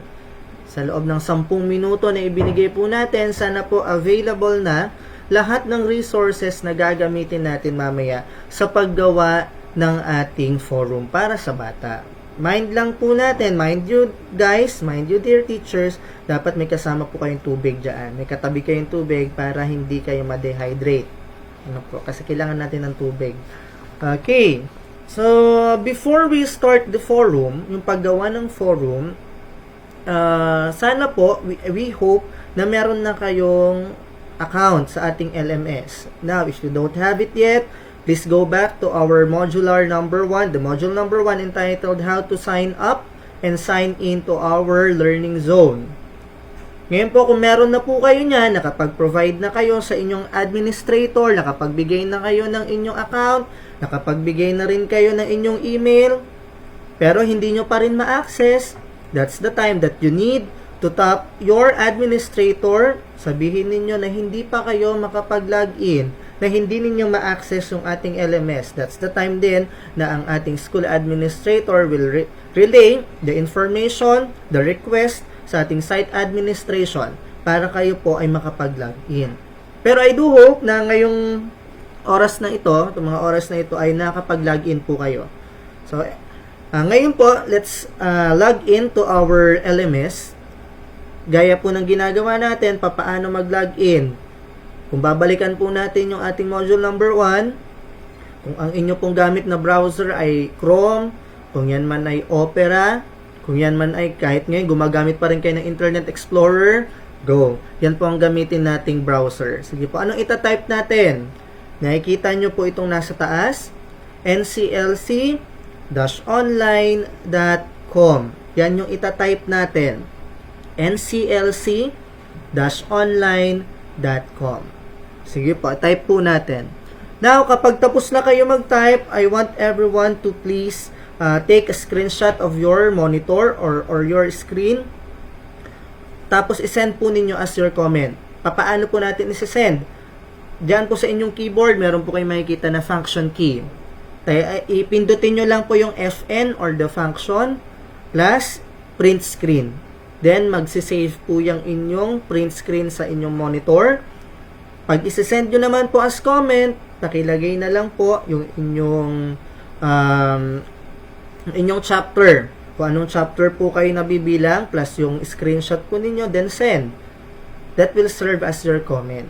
Since hindi po kasi tayo magkakasama, hindi ko kayo nakikita, yun lang yung pinaka-resort na po pwede kong magawa at makita sa inyong mga screen. Again, please screenshot, take a screenshot of your monitor, then pakisend na lang po plus your school chapter. Sige po, gawin po natin. Kapag nakapag-login na po kayo, para alam natin na pare-parehas po tayo ng muka. I mean, muka nung screen.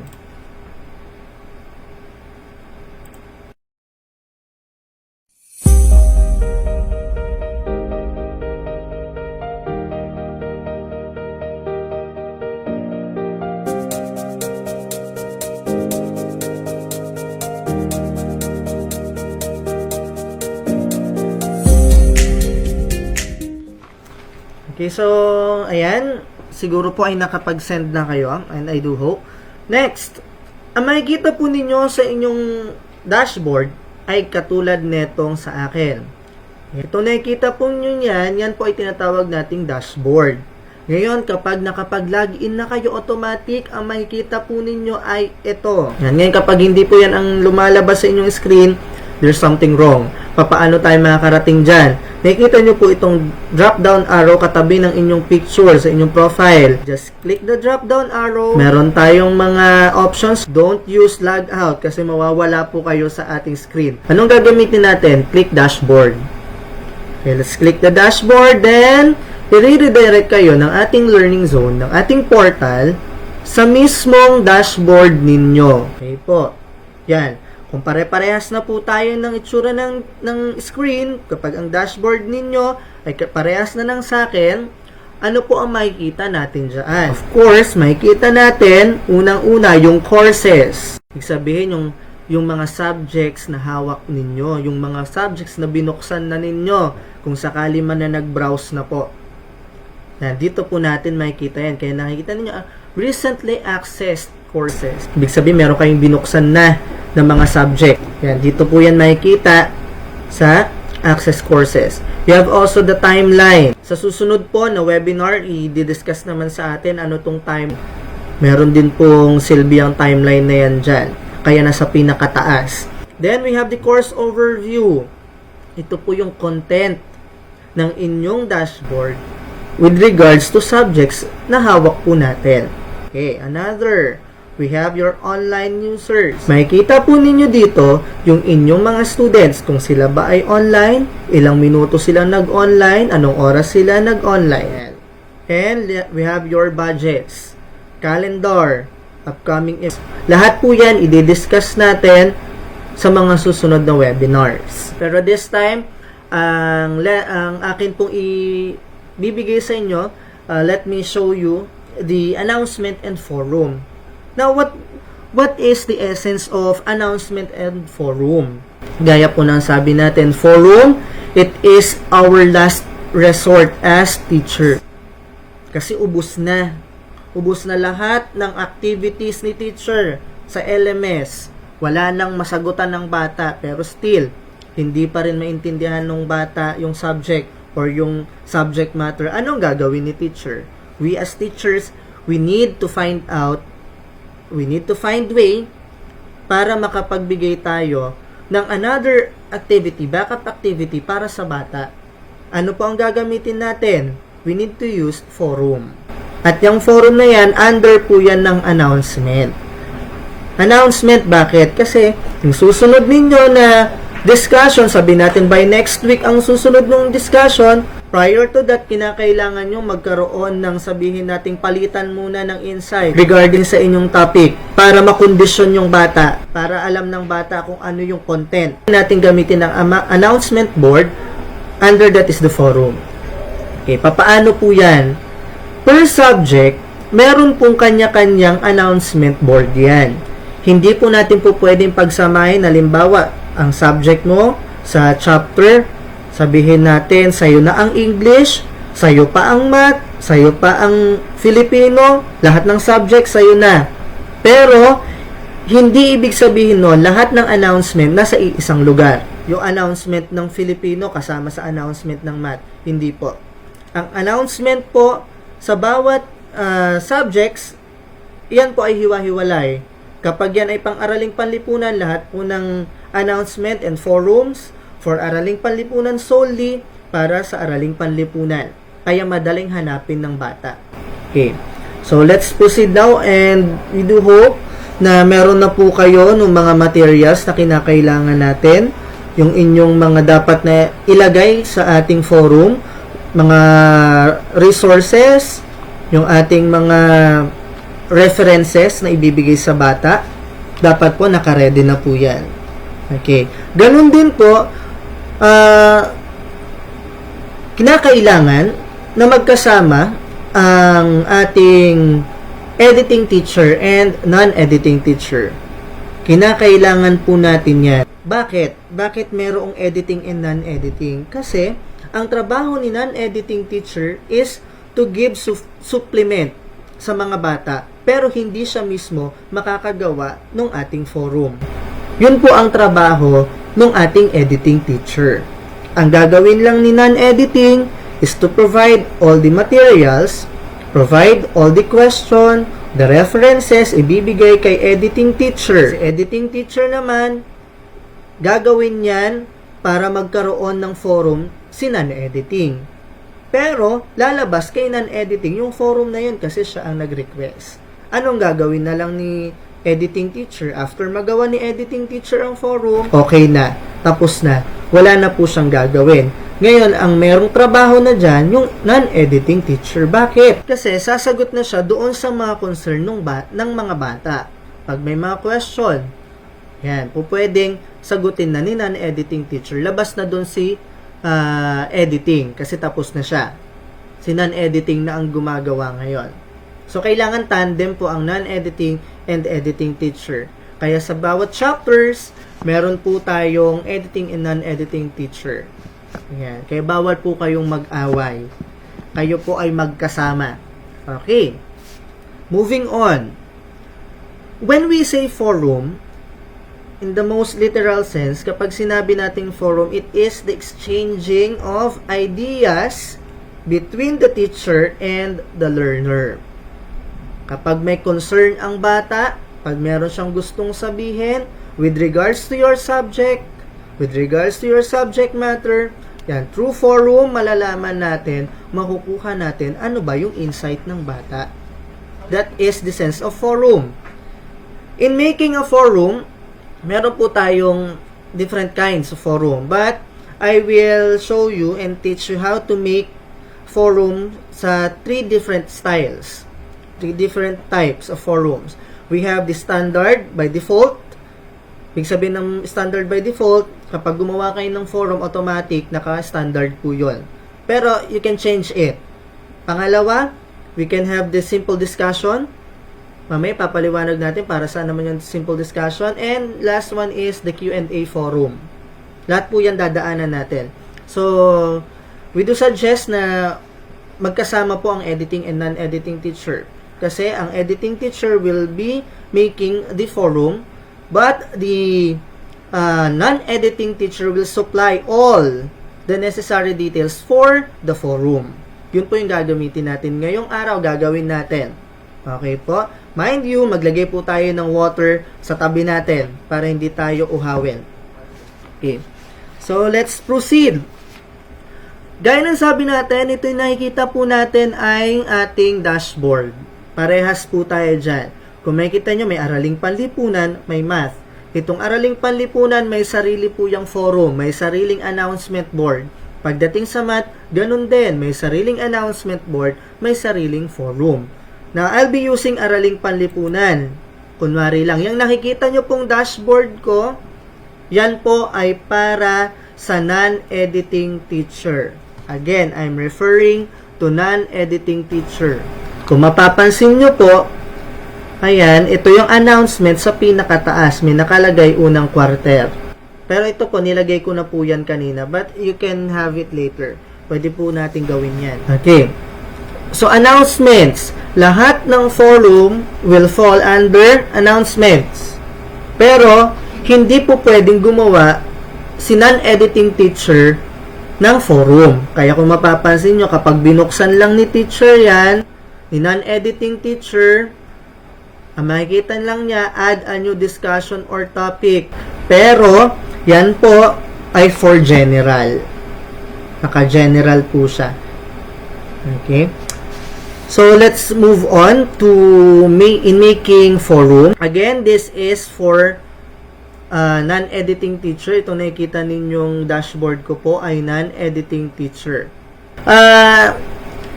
Non-editing teachers, paki-prepare po yung ating mga references, yung ating kailangan gawin.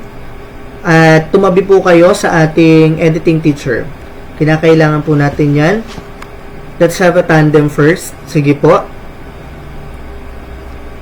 Editing teacher and non-editing teacher dapat po magkasama para makita po natin. Magawa po natin yan. Sige po. I'll be giving you 5 minutes to do it.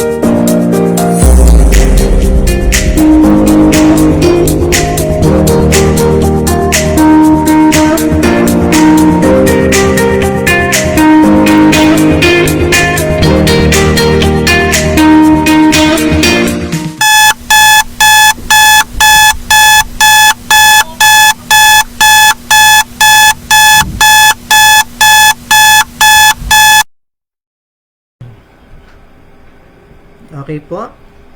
Nawa po ay nakapag seating arrangement na po tayo. At magkasama na po yung ating editing and non-editing teacher kasi kinakailangan po natin gawin to para masundan po natin talaga. Ano po, kailangan po talaga mag-tandem ang editing and non-editing teacher. Okay. So, ang nakikita nyo po ngayon, bakit nag-dark? Bakit nag-itim yung aking screen? It has something to do with my setting. So, nasa PC po yan. Nasa setting ng PC. Pero hindi po magiging ganyan yung itsura talaga ng ating dashboard. It's just na ang ating gamit ay merong dark na template. Okay. Ang nakikita nyo po ngayon, itong nakikita nyo po ngayon na dashboard, yan ay dashboard naman ng editing teacher. I'll repeat, ang nakikita po ninyo ngayon na dashboard, ito po, this is the dashboard for editing teacher. Ano yung pinagkaiba? Wala. Ang pinagkaiba lang po ay yung setting. Pero, pagdating sa itsura ng atin pong dashboard, kapag ikaw ay editing teacher, ikaw ay non-editing teacher, still the same. Parehas po. Okay. Again, remember, ang naka-flash po ngayon, ito nakikita po ninyong sa screen ko, this is for editing teacher.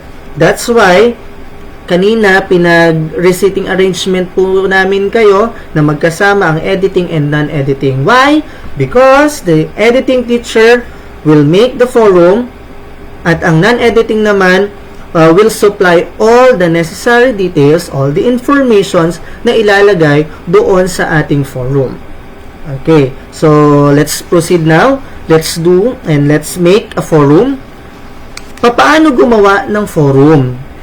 Ang editing teacher ang may kakayanan pong gumawa ng forum. Ang non-editing teacher hindi pwede. Ang editing teacher lang. Paano? Sa inyo pong course, may mga courses po dyan, maghanap po kayo ng gusto ninyong gawan ng forum. So, I'll be choosing Araling Panlipunan. I'll be choosing Araling Panlipunan. Sana kayo rin po makahanap na, kung sana meron na kayong course dyan sa inyong dashboard. Sige po, try to choose your course. Kahit hindi po Araling Panlipunan, kahit ibang subject po. Okay. Again, I'm referring to editing teacher. Okay, so sana nakapag-choose na po. Kung makikita nyo po dito, mayroong gear icon. Hindi pa tayo makakagawa dito ng announcement.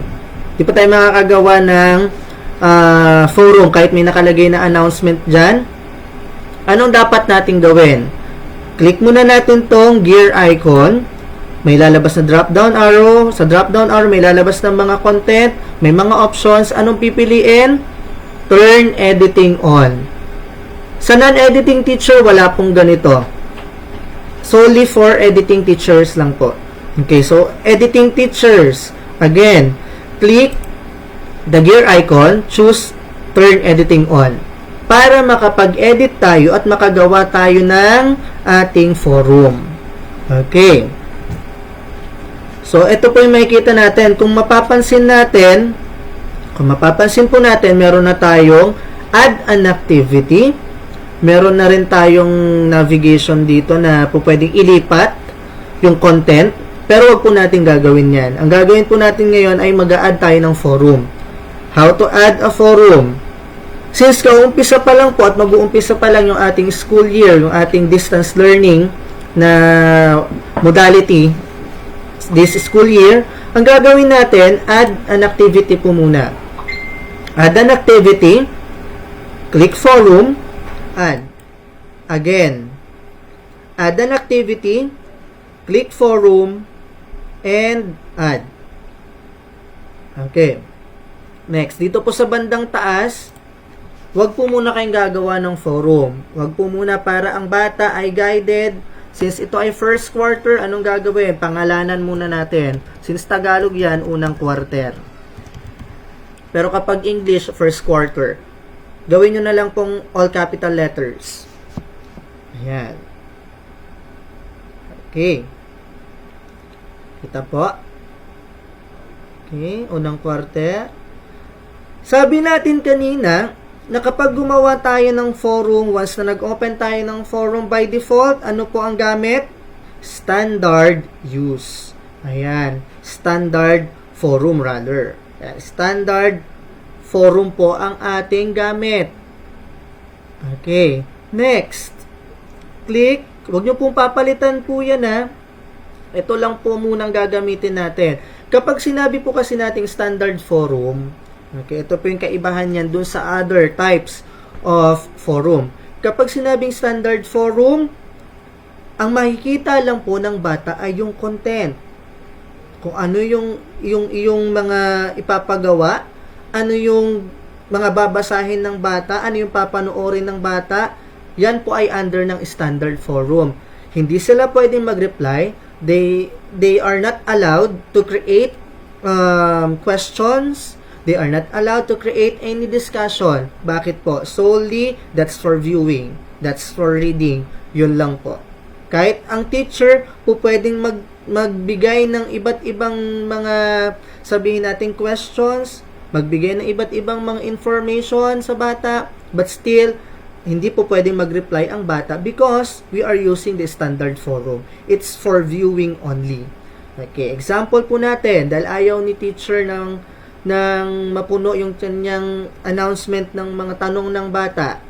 Gusto niya lang, for supplement, ito ang basahin ng bata habang wala pang discussion na nangyayari. Gusto niya na makondisyon na yung bata, we can use the standard forum. Basta, mailagay po natin dyan yung atin pong alin. Mailagay natin dyan yung mga pamprosesong tanong. Mailagay natin dyan yung mga sources natin. Kung yan man ay over the net, ma-provide natin lahat ng URL. Kapag yan naman ay textbooks, pakibigay po ang page. Kung yan ay module, paki-indicate anong module, anong page. Yun po ang ating ilalagay. Pero this time, hindi pa po tayo maglalagay ng description. Bakit? Dahil ang gagamitin pa lang po natin ay unang quarter. Ibig sabihin, lahat ng gagawing forum, lahat ng gagawing announcement, papasok sa unang quarter. Fall under unang quarter. Okay. So, save and display. Pwedeng save and display, o kung gusto nyo, dire-diretso na, pwede rin po ito. Either of the two. Save and return to course. Ayan. Kung mapapansin nyo, ayun na po, unang quarter. Again, ulitin natin paano gumawa. Click Add an Activity. Click the forum. Click Add. Tapos, palitan lang natin yung pangalan ng ilalagay unang quarter. Okay, I hope na nasundan po natin. Okay, let's proceed now to our first example of forum, which is the standard by default. Okay, let's have, again, add an activity, click forum, click add. Next, forum name. Ano yung forum name? Halimbawa, yung kay teacher ang gusto niya, by next week na kanilang discussion, it's all about liberalisasyon ng Pilipinas. Kasi yan yung hindi gaanong maintindihan ng bata. Sabi natin, dapat may mga tanong nang naka-ready. So, ilalagay natin, pamprosesong tanong. Ano yung mga pamprosesong tanong? Number 1, ano ang liberalisasyon? Number 2, ano ang ambag ng liberalisasyon sa Pilipinas? Yan. Kunwari yan yung mga pamprosesong tanong na gusto kong malaman ng bata, na gusto kong basahin ng bata para bago yung aming discussion, alam niya na kung ano yan. Okay, next.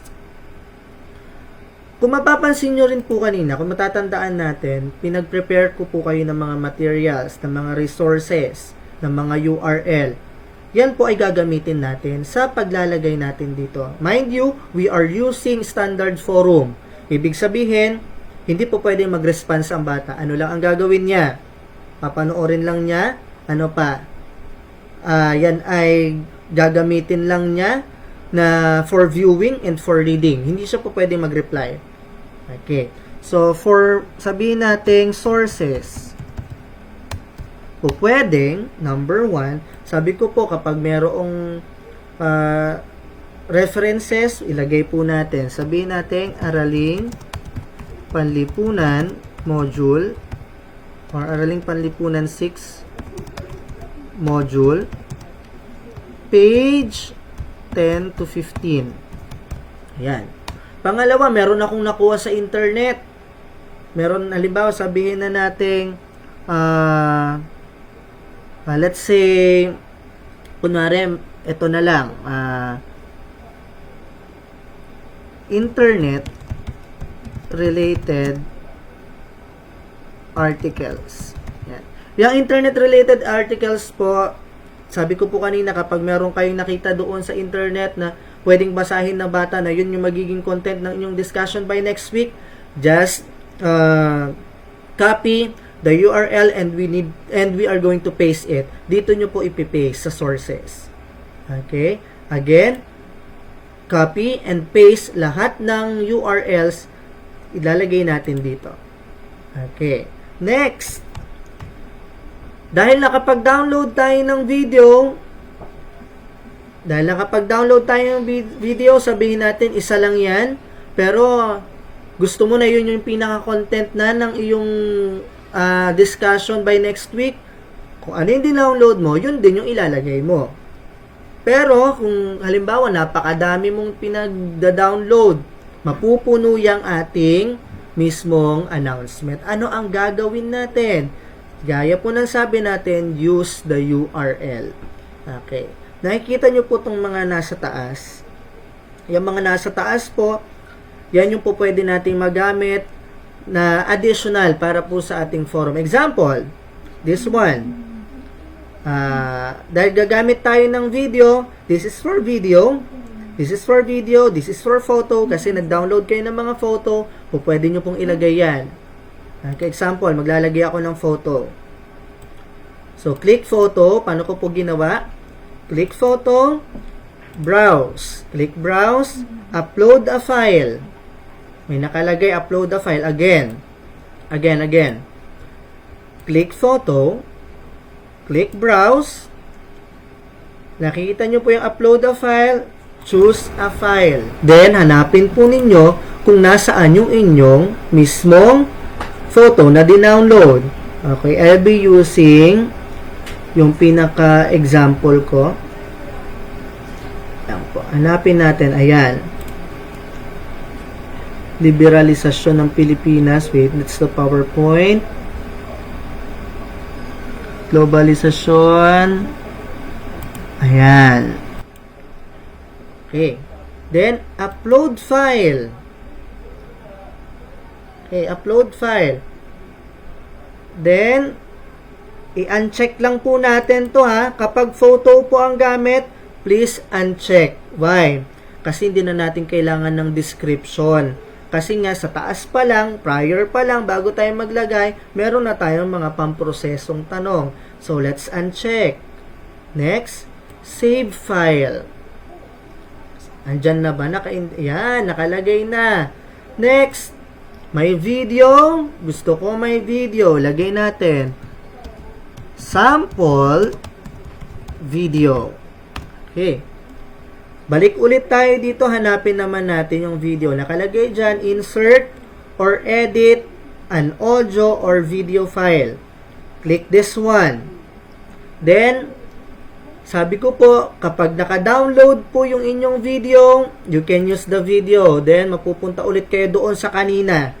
Ang itsura, ganito ulit. Hanapin nyo ulit yung video nyo. Pero kapag ang gamit nyo naman po ay yung URL lang, you can use the link. Say for example, ito pong kayo sa Rizal ang gagamitin ko. So, copy the URL, Control-C, copy the URL, balik po kayo doon sa inyong gagawing forum, then paste the source. Control V. Paste po yan. Again, para makakakuha, copy the URL, Control A, Control C. Balik po kayo sa forum ninyo. Control V. Yan. Then, browse. Ayan, naka-upload na po yan dyan. Then, naka-insert na, naka-attach na yan. Then, upload this file. Oh, wait. No files attachment. Sorry. Ulitin po natin. Control C. Balikan natin. Control C. Link. Control V. Yeah. Yan. Nakikita nyo po meron na tayong link. Then, display description. Ibig sabihin ng display description, lahat ng content mula umpisa hanggang dulo, makikita po natin. So, just check the display description. Then, lalagay natin display. Save and display po muna. Huwag po muna kayong pupunta sa save and return. Bakit? Kasi, i-check muna natin kung tama. Okay, save and display. Save and display. Ayan. Okay, andun na yung sample video natin. We have the pamprosesong tanong prior to my subject. Mga sources kung saan sila po pwedeng kumuha. Kung saan sila po pwedeng magbasa. Then, yung mismong lesson namin. At yung sample video na po pwede nilang basahin. Now, kung tama na yan, kung okay na po yan, balikan po natin. Kung okay na po yan, automatic, ma-add po yan sa ating section. Okay, balikan natin. Let's see. Ayun. Ang tanong, ano ang magiging itsura niyan kay teacher na non-editing? So, I am now referring to non-editing. We're done with the editing teacher. Thank you po, editing teacher. Now, I'm referring to non-editing. Kunwari, si non-editing nag-log in.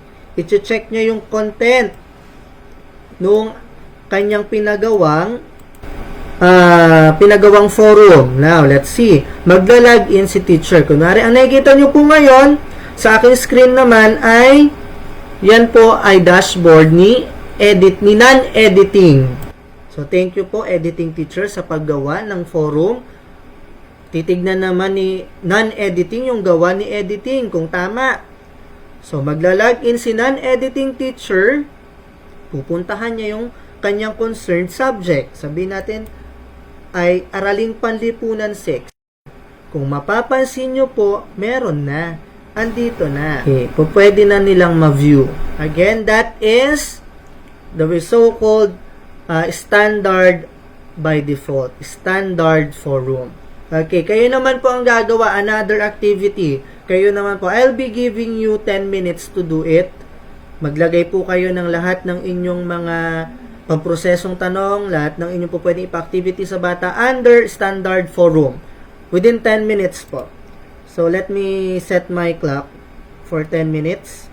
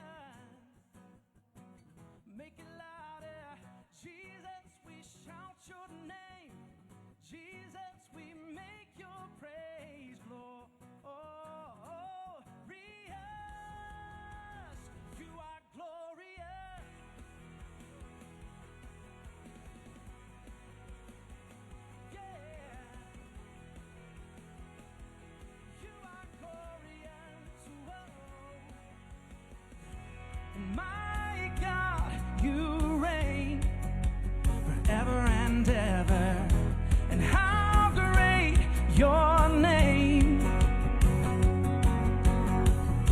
and your love remains forever and ever, and you stay the same. Shout it out, come on, sing. Shout it out, if you know he's good. Sing it out, for the Lord is good. Shout it out loud, you are glorious. Sing glorious.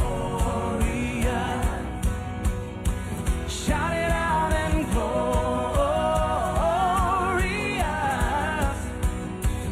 Make it louder. Jesus, we shout your name. Jesus, we make your praise glorious. You are glorious.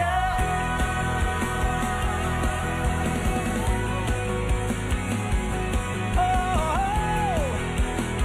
God, you are glorious. Sing, my God, you reign forever and ever. How great your name,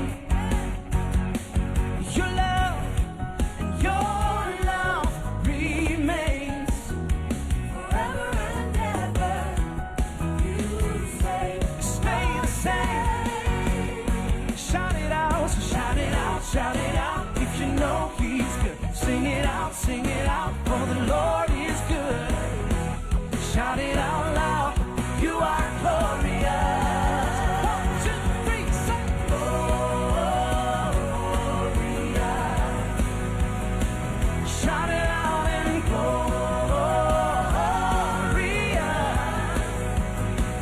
Make it louder. Jesus, we shout your name. Jesus, we make your praise glorious. You are glorious. Ooh, yeah. You are glorious, Jesus. We sing, shine, Jesus. You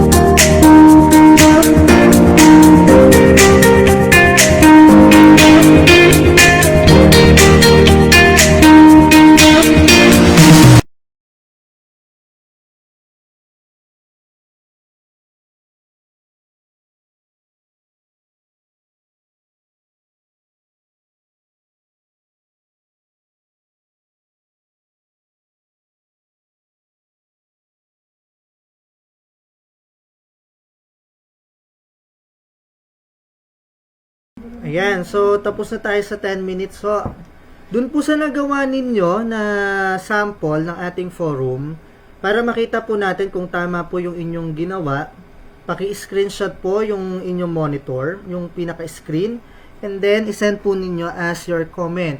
Paki-add po ang inyong chapter, kung saang chapter po kayo nabibilang, plus yung inyo pong screenshot, and then send it. Yun po yung magiging comment po natin sa ating webinar. At para makita na rin po natin kung talaga nasusundan po natin yung procedure ng paggawa po ng forum.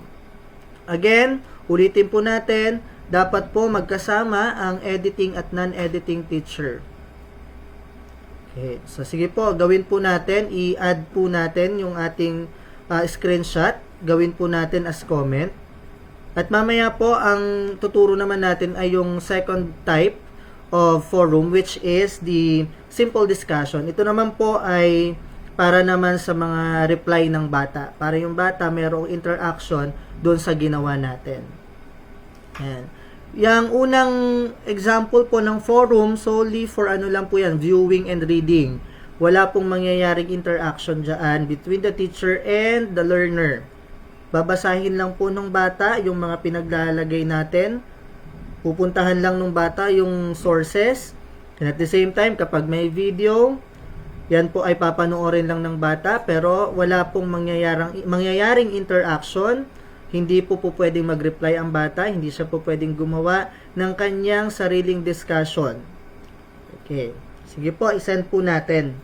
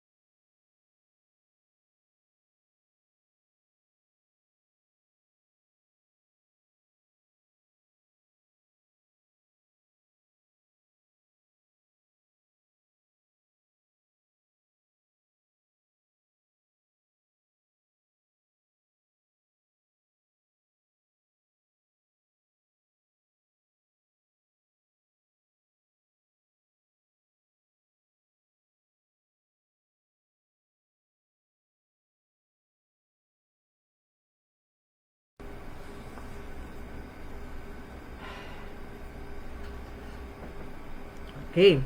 So,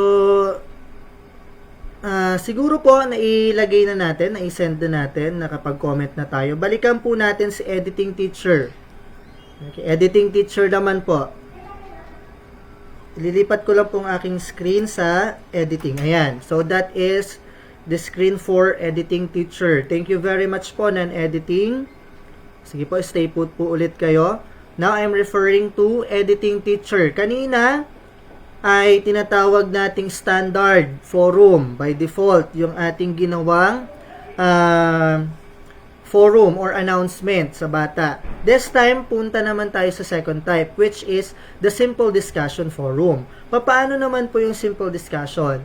Kapag sinabi nating simple discussion, yung bata po pwede po siyang mag-response, po pwede siyang mag-reply, po pwede siyang magtanong doon sa ginawa nating forum.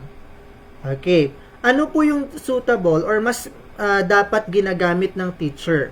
Para po ang teacher ay focus doon sa ginagawa nating forum, meaning kung ano lang yung discussion ninyo, kung ano lang yung content ng discussion ninyo, doon lang dapat magkakaroon ng interaction ng bata at teacher.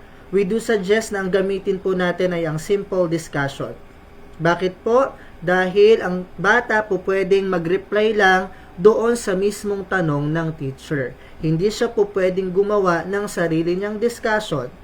And at the same time, ang teacher, hindi rin po pwedeng gumawa ng another discussion labas doon sa unang forum. Bakit po? Kasi nakafocus lang siya sa iisang forum. Okay. So again, kailangan natin ang tulong ni editing teacher sa paggawa ng forum. And non-editing teacher, ipo-provide natin, ibibigay natin kay editing lahat ng content ng ating forum. Again, so let's make another forum. So, tapos na po tayo dyan sa ating unang forum na ginawa, yung standard. Let's make another one. Paano po ulit gumawa? Ayan, balikan po natin. Under po ng announcement, may unang quarter, dyan po papasok lahat ng ating forum. Yung unang forum po na nakikita nyo, yung liberalisasyon ng Pilipinas, that is for standard forum. Now, we are going to make forum for simple discussion. Papaano po? Make it sure, editing teacher, na dito po sa may gear icon po natin, ito po, dapat naka-on yan para makagawa po kayo. Okay? So, naka-on naman po, automatic. Punta po tayo sa add an activity or resource. Okay. Click natin yan. Then, again, click forum, gaya ng ginawa natin kanina, then add. Okay, hintayin lang natin. Okay. So, hingiin natin ngayon kay non-editing teacher lahat ng content. Sana nakagawa po tayo kanina. Okay? Kung hindi po tayo nakagawa ng maraming content, pwede po natin gamitin yung pinakaunang ginawa natin. Yung content po. Okay. So, ilagay lang natin, gaya po ng procedure, forum name. Huwag na pong gagawa ng unang quarter gaya nung kanina kasi lahat po yan pang unang quarter. So, proceed po tayo kaagad. So, doon sa pinaka-discussion po. So, liberalisasyon ng Pilipinas. Kung mapapansin nyo po, same lang yung ginamit kong topic. O pwede naman po ninyong ibahin yan. Depende po kung nakagawa po kayo ng maraming topic. Pero since ang ipapakita ko po sa inyo ay yung forum type, gagamitin ko na lang din po yung ginamit kong topic kanina. Okay. So, the forum name, kailangan mailagay. Ang gagawa po nito ay editing teacher. Pero lahat po ng ilalagay dyan magmumula kay non-editing. Okay, so, lalagay natin pamprosesong tanong.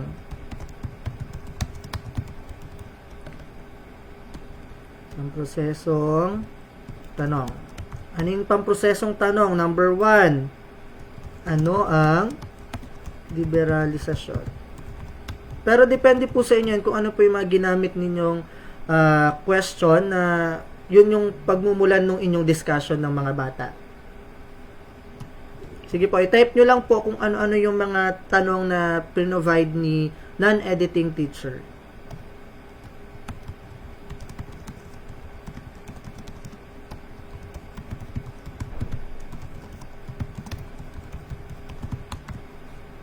Okay. Next.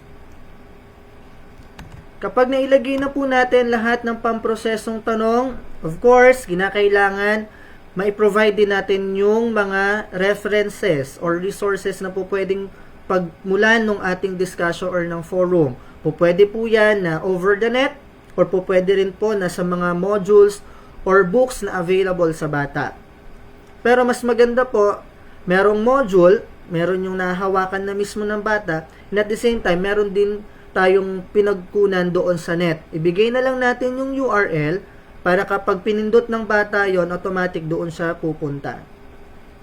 So, let's type sources or references.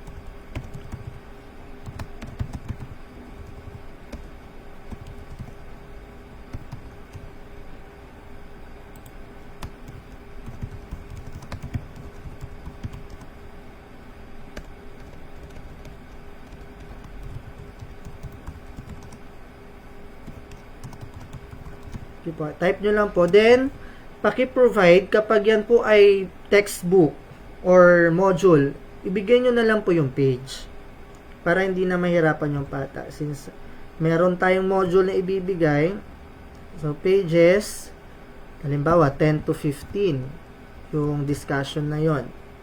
Plus, yung ating mga nakuha sa internet, lagay ko na lang po dyan since wala po ako nung pinaka-content. Lagay ko na lang internet related articles. Ibig sabihin po niyan, meron akong kinuhang mga URL doon sa internet about liberalisasyon ng Pilipinas.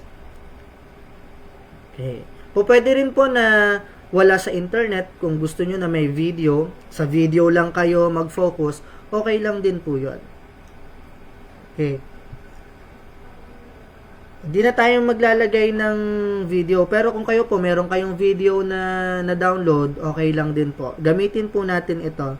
Kung may picture, insert picture. Gaya po nung ginawa natin kanina. Let's take a look again. Kapag picture ang ginamit, pindutin lang po yung picture na nasa taas. Meron tayong makikita dito ang Browse Repositories. Click lang po natin yan. Upload a file. Then, click Choose File. Lalabas lahat dyan ng pictures. Kung halimbawa, naka-choose na kayo para ito. Open. Then, upload a file. Yan, upload a file. Okay. Gaya po na sabi natin kanina, you need to uncheck description. I-uncheck po ninyo yan kasi it's not necessary. Save image. Okay, doon na po yan. Next, kapag video, eto po, nakikita nyo po itong icon na to, pindutin lang po ninyo yan. Gaya po ng procedure na ginawa natin sa pag-add ng image, ganun lang din po sa pag-add ng video. Kapag yan ay galing sa YouTube, ito po ang gamitin ninyo. Yan, may link. Lagay po ninyo yung URL, yung link nung mismong video. Example, ito pong ginamit ko kay Rizal. Ito pong nasa taas, ito yung link nung mismong video. Ito po yung kakopy natin. Paano i-copy? Highlight nyo lang po. Or sa inyong board, keyboard, lagay nyo lang po Control A para ma-choose lahat. Then, Control C for copy. Control C, balik kayo sa forum.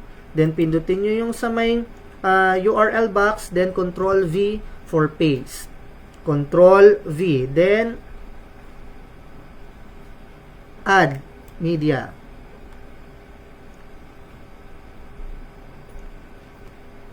Okay.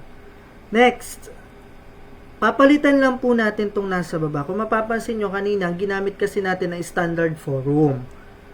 And by default, naka-standard forum po yan kapag gumamit po tayo ng forum or ng announcement. Papalitan lang po natin, this is the next type of forum. Palitan lang natin ng simple discussion. Anong kaibahan ng simple discussion sa standard forum? Kapag sinabi nating simple discussion, po pwedeng mag-response ang bata sa video. Since naglagay tayo ng tanong dito sa bandang taas ng pamprosesong tanong, ito po yung sasagutin ng bata. Ito yung sasagutin ng bata, and at the same time, kapag may question ng teacher regarding dito sa forum na to, po pwedeng sagutin ng teacher at ng bata yung bawat discussions. Okay, so let's choose simple discussion. Then, check nyo muna ho Huwag po munang save and return, save and display. Tignan natin kung tama. Again, ang mag-check po nito ay ang non-editing naman. Check ng non-editing kung tama yung content. Kung mapapansin nyo po, kanina, wala tayong makikitang ganito. Yan, wala tayong makikitang ganyan. Walang permanent link, walang edit, walang reply. Bakit? Kasi nga, that is for viewing only. Papanoorin lang ng bata itong sample video.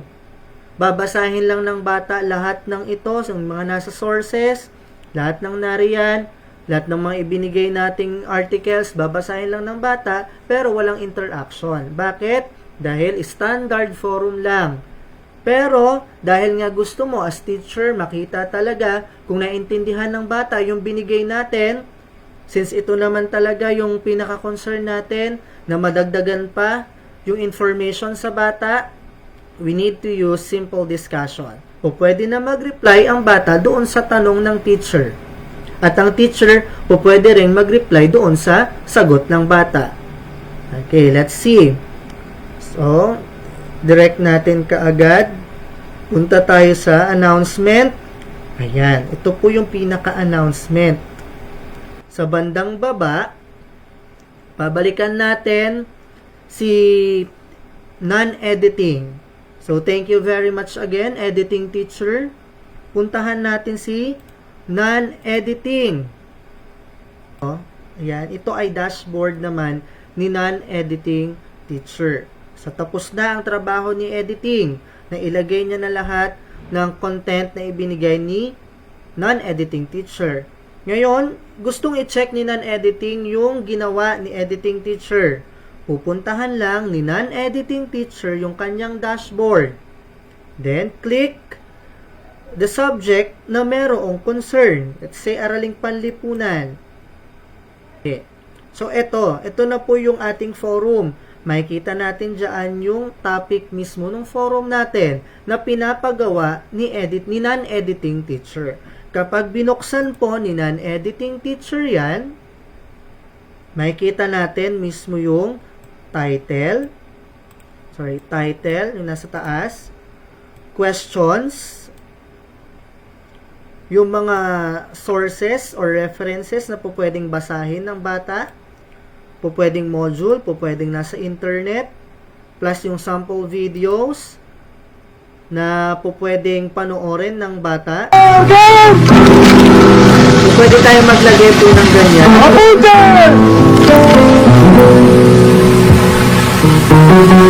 Consumatum est!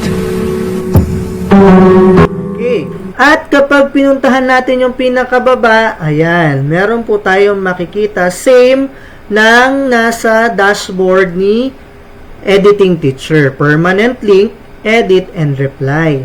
Ibig sabihin po pwedeng sagutin ng teacher lahat ng sagot din ng bata dito sa mga pamprosesong tanong na ipinalagay ni non-editing teacher. For example, magpapakita naman tayo ng account halimbawa ng bata. Kunwari, merong concern yung bata regarding dito sa forum na ito. Gawa lang tayo na sabihin na natin gawa tayo ng account ng bata. Say for example, ito. Yan.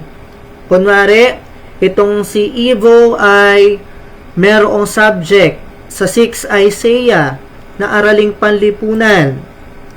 Ano ang gagawin ng bata? Pupuntahan lang po niya yung kanyang subject. Itong nakikita nyo po sa aking screen, this is an example of student's dashboard. Okay. Then, ayan. Kung mapapansin nyo po, wala ditong edit. Why? Dahil ang trabaho lang ng bata, sumagot. Hindi niya po pwedeng i-edit. Ang po pwede lang mag-edit ng mga replies, ng mga conversation ay yung teacher. Halimbawa, yung bata, nilagay niya, bihin na natin, ang unang tanong natin ay, ano ang liberalisasyon? Kunwari, sumagot ang bata. Kung mapapansin nyo po, dalawa po yan. Merong submit kaagad and merong reply privately. Ano ang kaibahan ng dalawa? Halimbawa, yung bata, hindi siya sure sa kanyang sagot. And then, may gusto siyang i-clarify. Pero ayaw niya na makita ng ibang bata kasi nga nahihiya. Baka pagtawanan siya. Yun yung kanyang isip. Pwede siyang mag-reply privately. Nang makakita lang kayong dalawa. Pwede rin naman na for general information, post niya na lang yung sagot niya, then submit. Example, gamitin natin tong general information. Ang liberalisasyon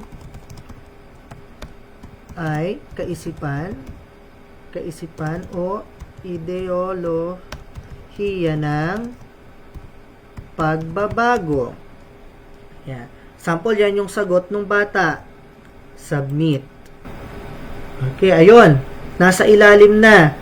Nakalagay dito yung subject, yung inyong topic, kung sino ang nag-reply o sino yung sumagot, at kung ano yung sagot niya. Pwedeng mag-edit ang bata ng kanyang sagot. Once na na-submit niya na yung kanyang sagot mismo sa tanong. Pwede rin siya mag-delete. Siyempre, sagot niya pa rin yan. Next, titignan naman ni non-editing teacher kung may pumasok ng reply sa kanyang forum. Puntahan lang natin yung kay teacher. Yan. Ito naman pong nakikita ninyo ay dashboard ni non-editing. Let's refresh. Okay, ayun. Kung nakikita po ninyo, meron ng reply kaagad yung bata. Again, hindi po pwedeng gumawa ng another discussion ang bata as well as the teacher. Bakit? Nakafocus lang po siya saan? Sa iisang topic, which is all about liberalisasyon ng Pilipinas. Kaya kung gusto nyo po na ang inyong forum ay nakafocus lang sa isang topic, kindly use simple discussion. Yan po yung kaibahan ng standard forum sa simple discussion. Pwede nyong replyan yung bata. Halimbawa, merong mali doon sa sagot niya. Gusto nyong itama, you can choose edit. Pero kung gusto nyo naman na bigyan pa ng information ng bata regarding doon sa sagot niya, choose reply. Pero kung sa tingin nyo may foul words na ginamit ang bata or out of the line yung kanyang sagot, you can choose delete. Yan po yung pwedeng gamitin ng non-editing teacher sa atin pong simple discussion. Now, I'll be giving you another 10 minutes para gumawa ng ating simple discussion. Another set of discussion po yan. Sige po, 10 minutes po. Then after that, kapag nagawa na po natin yung 10 minutes, nagawa na po natin lahat ng forum within 10 minutes, paki-screenshot lang po, then isend nyo po ulit as your comment. Kindly provide your chapter, kung anong chapter po kayo nabibilang, plus yung screenshot, then inyo pong isend yan as comment. Sige po, for 10 minutes.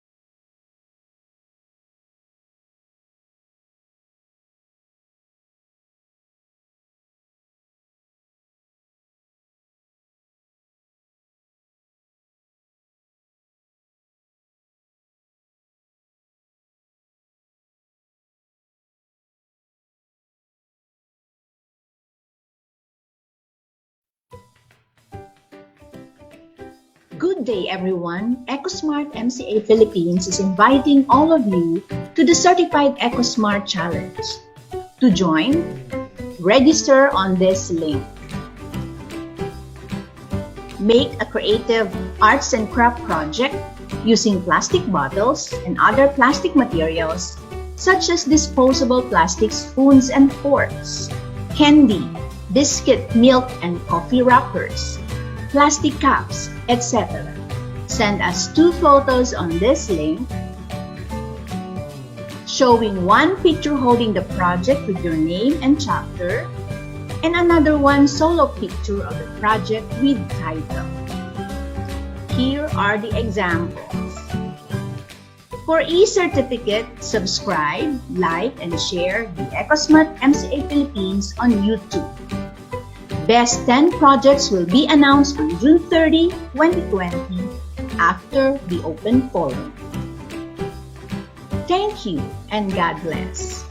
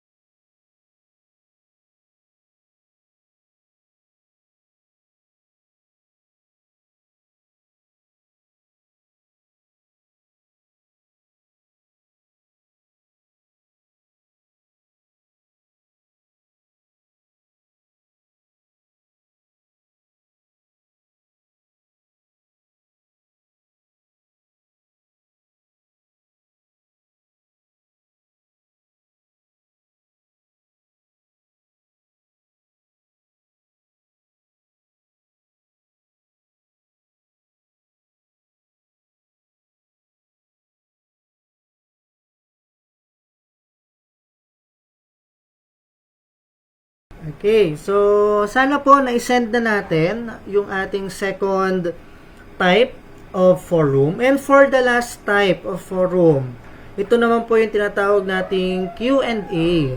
Q&A forum wherein hindi lang siya sa iisang topic, hindi lang siya sa iisang tanong, kundi sets of question. Yan, kaya Q&A. Kaya maraming tanong. Ano naman yung kaibahan nito dun sa dalawa? Kanina, dun sa standard forum, the teacher can send the information, but on the contrary, the pupils cannot send. Okay, hindi siya po pwedeng sumagot, mag-reply doon sa mismong content ng forum. Ano lang ang gagawin niya? Gagawin niya lang, i-review niya lang yung mismong content ng ating forum. Number 2, simple discussion. Ito po yung ating nire-refer sa mga teachers na merong interaction. We have at least set of competencies, set of questions na naka-indicate na mismo sa bata, sa kanyang thread. Itong nakikita nyo po, itong may pangalan ng topic, mga pamprosesong tanong, sources, plus itong mga sagot ng bata. Ang tawag po natin sa kabuuan yan ay thread. Diyan naman magkakaroon ng interaction between the teacher and the pupil. Kaya tinawag na simple discussion. Okay? So, most probably, ito po yung dapat na magamit ng bata. But we have the third type. Ano yung third type na tinatawag po natin? This is the Q&A forum. Okay? For the Q&A forum, sets of questions na sasagutin ng bata at ng teacher. Pero hindi po pwedeng makita nung bata yung content nung mismong forum as well as yung sagot doon sa forum unless na yung bata sumagot muna. Okay, kumbaga naka-hide. Hidden lahat ng content ng forum. Mababasa lang at makikita lang nung bata yung content ng inyong forum once na magbigay din siya ng kanyang idea regarding doon sa inyong discussion. Okay po? And for that, babalikan po natin si editing teacher.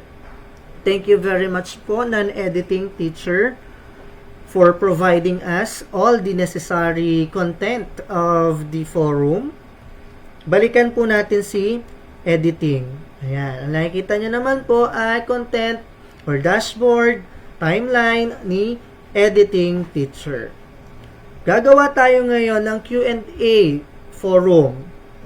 O pwede po na yung ginamit nyo kanina, yun na lang din po ang gamitin ninyo. O pwede rin po yun. Okay, so let's make another one. Click add an activity, forum, then add. Let's wait lang po. Yan.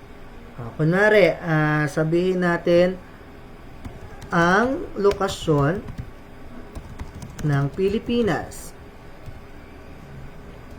Lokasyon ng Pilipinas. Kunwari, yan po yung content. Pero, ito po nakikita nyo po yan, tanggalin po natin. Palitan natin. Halimbawa, pamprosesong tanong, lagi po tayo maglalagay ng questions. Bakit? Para guided yung bata kung ano yung pag-aaralan talaga ninyo, kung ano yung discussion ninyo. Okay, halimbawa, sabihin natin, pamprosesong tanong number 1. Ano ang dalawang uri ng lokasyon? So, it refers to the vicinal and the insular location, kunwari ng Pilipinas. Dalawang lokasyon. Then, number 2, saan makikita sa globo at mapa ang Pilipinas? Yan. So, say for instance, ito lang yung gusto nating gawin. Ito lang yung gusto nating ilagay. Hindi na tayo mag-i-encrypt, hindi na tayo maglalagay, hindi na tayo mag-i-embed ng mga sample pictures. ng videos. Pero dahil nga gusto mong matulungan ang bata para doon sa kanyang mga masasabi nating material na kailangan. Kasi halimbawa, naglagay ka nga ng ganyang question pero wala namang mapa o globo yung bata. That's the time that we can use the picture. So po pwede tayo maglagay ng example ng mapa para hindi mahirapan ng bata. So anong gagawin natin? Balikan lang po natin. Itong pinakataas, makikita po ninyo may mga thumbnails po dyan po pwede nating magamit. Since ang hinahanap natin at ang ilalagay po natin ay picture, click picture, click browse repositories, choose a file. Okay, hanapin natin sa lahat ng repository ninyo yung halimbawa ay mapa. Okay, hanapin natin. Ito, mapa. Kunwari ito ay uri ng mapa, maraming mapa to. Sabihin na natin, ito. Then, open. Ayan. Click upload this file. Again, ano ang gagawin? Since this is a picture, i-uncheck lang natin. Bakit? Ano po ang sagot? It is not necessary na magkaroon pa ng description itong photo dahil meron naman na sa taas. Okay. Then, save image. Ayan, meron na. Then, click display description para yung lahat ng content nito makita natin sa mismong timeline natin. Okay. So, papalitan naman natin to. Ano na pong type of forum? Q&A. Yan, Q&A. Then, save. Okay. Ayan, tapos na. Thank you very much po, editing teacher. Now, let's proceed to non-editing. Balikan natin si non-editing. Let's refresh. Ayan. Say for example, this is an para lumabas mismo account. Yung forum na yon. Balikan natin. Let's click general. Yan. May sample ba? Ayan, ang lokasyon ng Pilipinas. So, we have the pamprosesong tanong and at the same time, natulungan natin yung bata na gumamit ng mapa. Nabigyan natin ng mapa impromptu. Di na siya maghahanap. Kasi nga, limbawa, ang hirap-hirap maghanap ng mapa. So, impromptu, nabigyan natin ng mapa. Ito na siya. Kaya yung tanong na ano ang dalawang uri ng lokasyon at saan makikita sa globo at mapa ang Pilipinas, kung pwede na niyang hanapin dito kasi nga, masasagot niya na. Okay. I-click ng teacher, ng non-editing. Ayan. Kung mapapansin nyo po, itong kay teacher, depende kay teacher kung gusto niyang mag-add ng question regarding saan. Dito po sa inyong Q&A. Gaya po ng sabi natin kanina, Q&A sets of questions. Hindi lang po siya sa lokasyon ng Pilipinas. Po pwedeng may another forum na idugtong si teacher. That's why we called it question and answer. Now, pagdating naman sa bata, pakita natin sa bata. This is an example of pupils account. Puntahan natin ang announcement board ng bata. Again, click. Kunwari, ako yung bata na may-ari ng account. Hahanapin ko yung ibinigay ni teacher na karagdagan. Nakalagay po dyan, this is a question and answer forum. In order to see other responses to these questions, you must first post your answer. So, dapat sasagot ka muna. Hindi niya makikita lahat ng content ng inyong forum unless magbibigay siya ng insight niya doon sa inyong discussion. Yan. So, yan po yung kaibahan ng Q&A forum sa simple discussion. Now, I'll be giving you another 10 minutes. Another set of discussion po yan. Sige po, 10 minutes po. Then, after that, kapag nagawa na po natin yung 10 minutes, nagawa na po natin lahat ng forum within 10 minutes, paki-screenshot lang po, then isend nyo po ulit as your comment.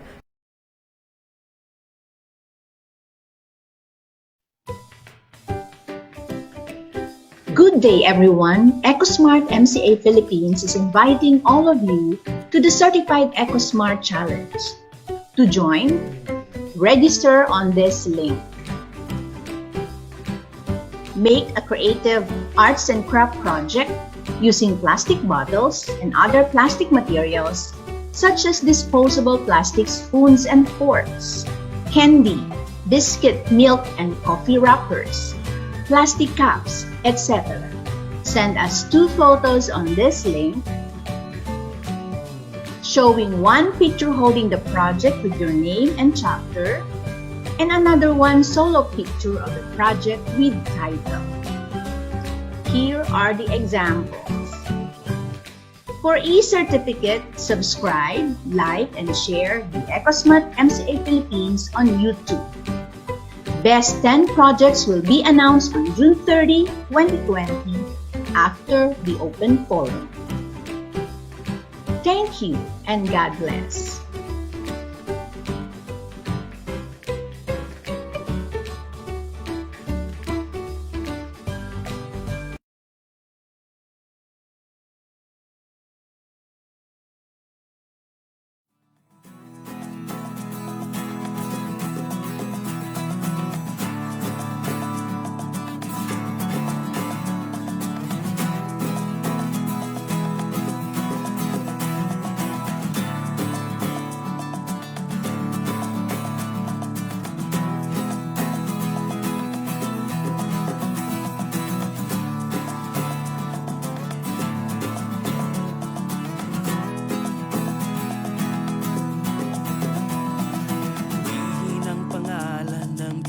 Na makapangyarihan sa lahat. Tayo ay sama-samang maglilingkod sa kaniyang kalwalhatian, magpakailanman. Sigaw mo ng mailakan, salita ng Diyos hindi lilipan. Langit na kaniyang pangako, tayo'y tagapagmana. Sa langit, tayo'y sama-sama, sama-samang maglilingkod sa dakilang Diyos na may likha. Sa langit, wala nang kahirapan, sama-samang maglalakad sa hindi at gintong daan.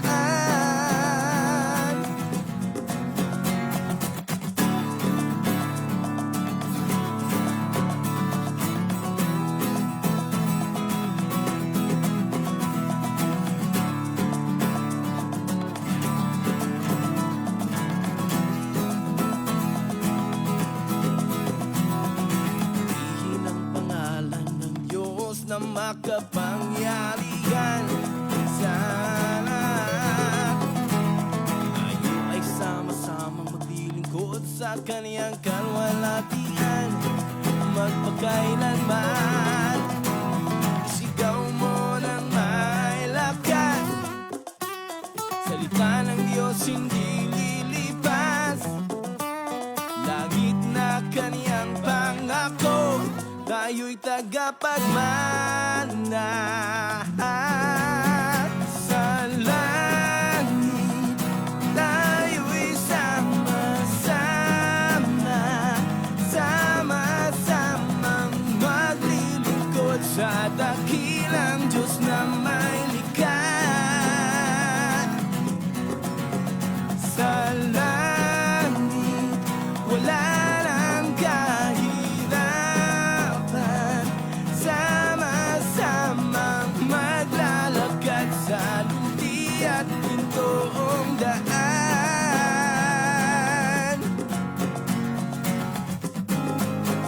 Sa langit, tayo'y sama-sama, sama-sama maglilingkod sa dakilang Diyos na may likha.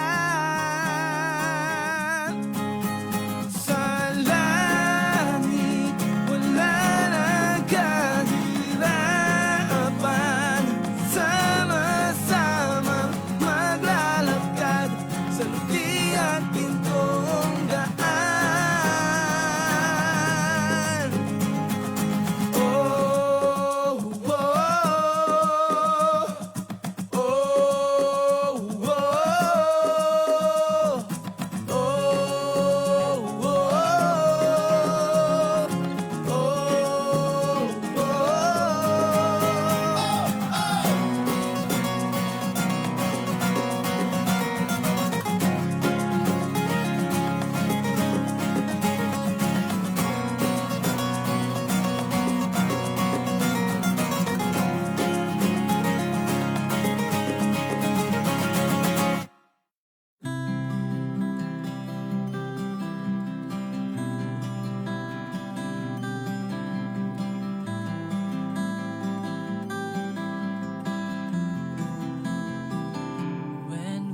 are stranded, don't know how to go through, when we are lost, don't know where to go to,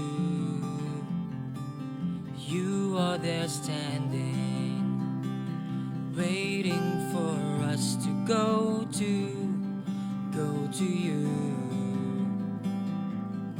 So when we don't know what to do, we look to you.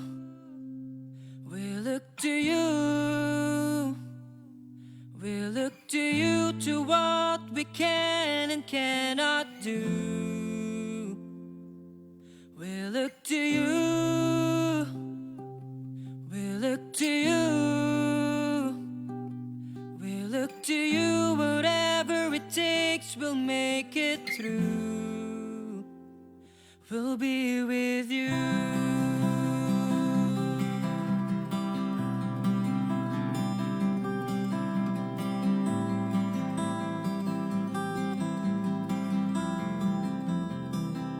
When we are troubled, when we have stumbled down, when we are broken down to the ground, we turn our heads up, we see a smile up there, a smile on your face.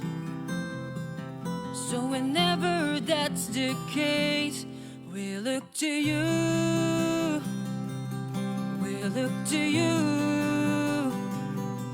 We look to you, to what we can and cannot do. We look to you.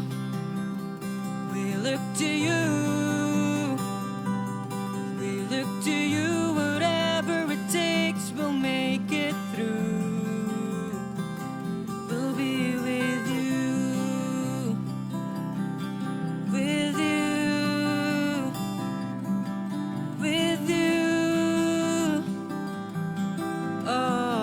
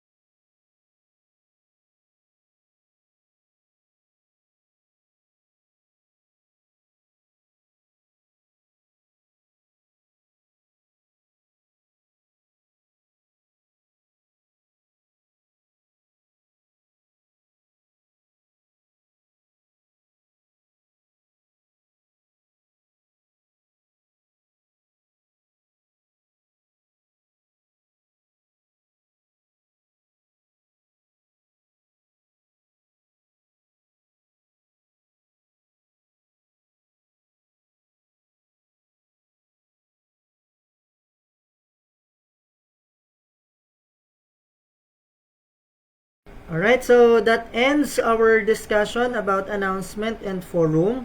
Ulitin ko po, for the last resort of the teacher, once tapos na po lahat ng activity na available sa ating LMS at hindi pa rin nakukuha ng bata yung main point ng ating subject matter, you can use the forum. In that sense, matutulungan po natin ang bata na maintindihan yung atin pong discussion. Okay, ano ulit po yung tatlong uri ng forum na kailangan nating magamit? Una, we have the standard, yung by default, na kung saan babasahin lang ng bata yung content ng ating forum. Second one is the simple discussion, na kung saan ito naman yung palitan ng mga insights, mga hinuha between the teacher and the learner. And ito po yung ating nire-refer sa lahat para maging focus yung inyo pong discussion. Doon lang kayo magkakaroon ng forum sa iisang topic. And the last one is the Q&A, wherein the student or the pupil can only see the content of the forum once na makapaglagay din siya ng kanyang sagot doon sa question. Okay po. I hope, dear teachers, na naintindihan po natin kung paano gamitin ang forum. And thank you very much po sa ating editing teacher for making the forum for our non-editing teachers. And as well as our editing teachers, as well as the non-editing teachers, thank you very much sa inyo pong pagbibigay ng mga content ng ating forum. Thank you po and God bless.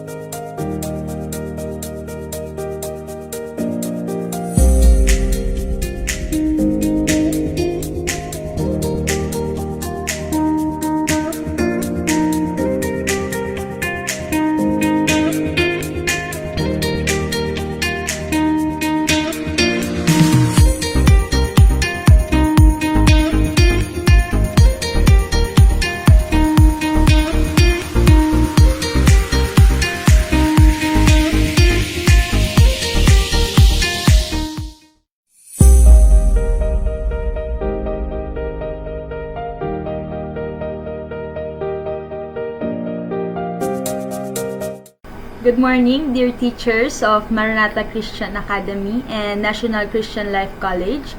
Welcome po sa another webinar regarding our LMS.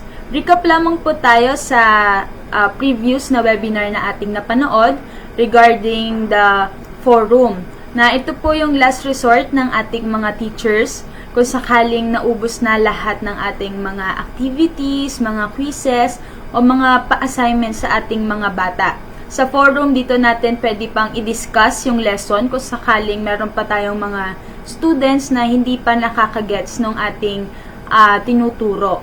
Dito pwede pa kayong mag-accept ng mga questions sa ating mga students and pwede nyo rin sagutin ito sa ating forum. Ngayon, moving on po sa ating next webinar is regarding calendar and timeline. Kung ano po ito and kung paano siya makakatulong sa atin bilang tayong mga teachers and sa ating mga estudyante. For now, kung hindi pa po kayo nakakapag-log in sa inyong mga dashboard, I'll give you 5 minutes po para makapag-log in po kayo and pwede rin po muna tayong mag-CR, kumuha ng mga tubig and mga pagkain. Timer starts now.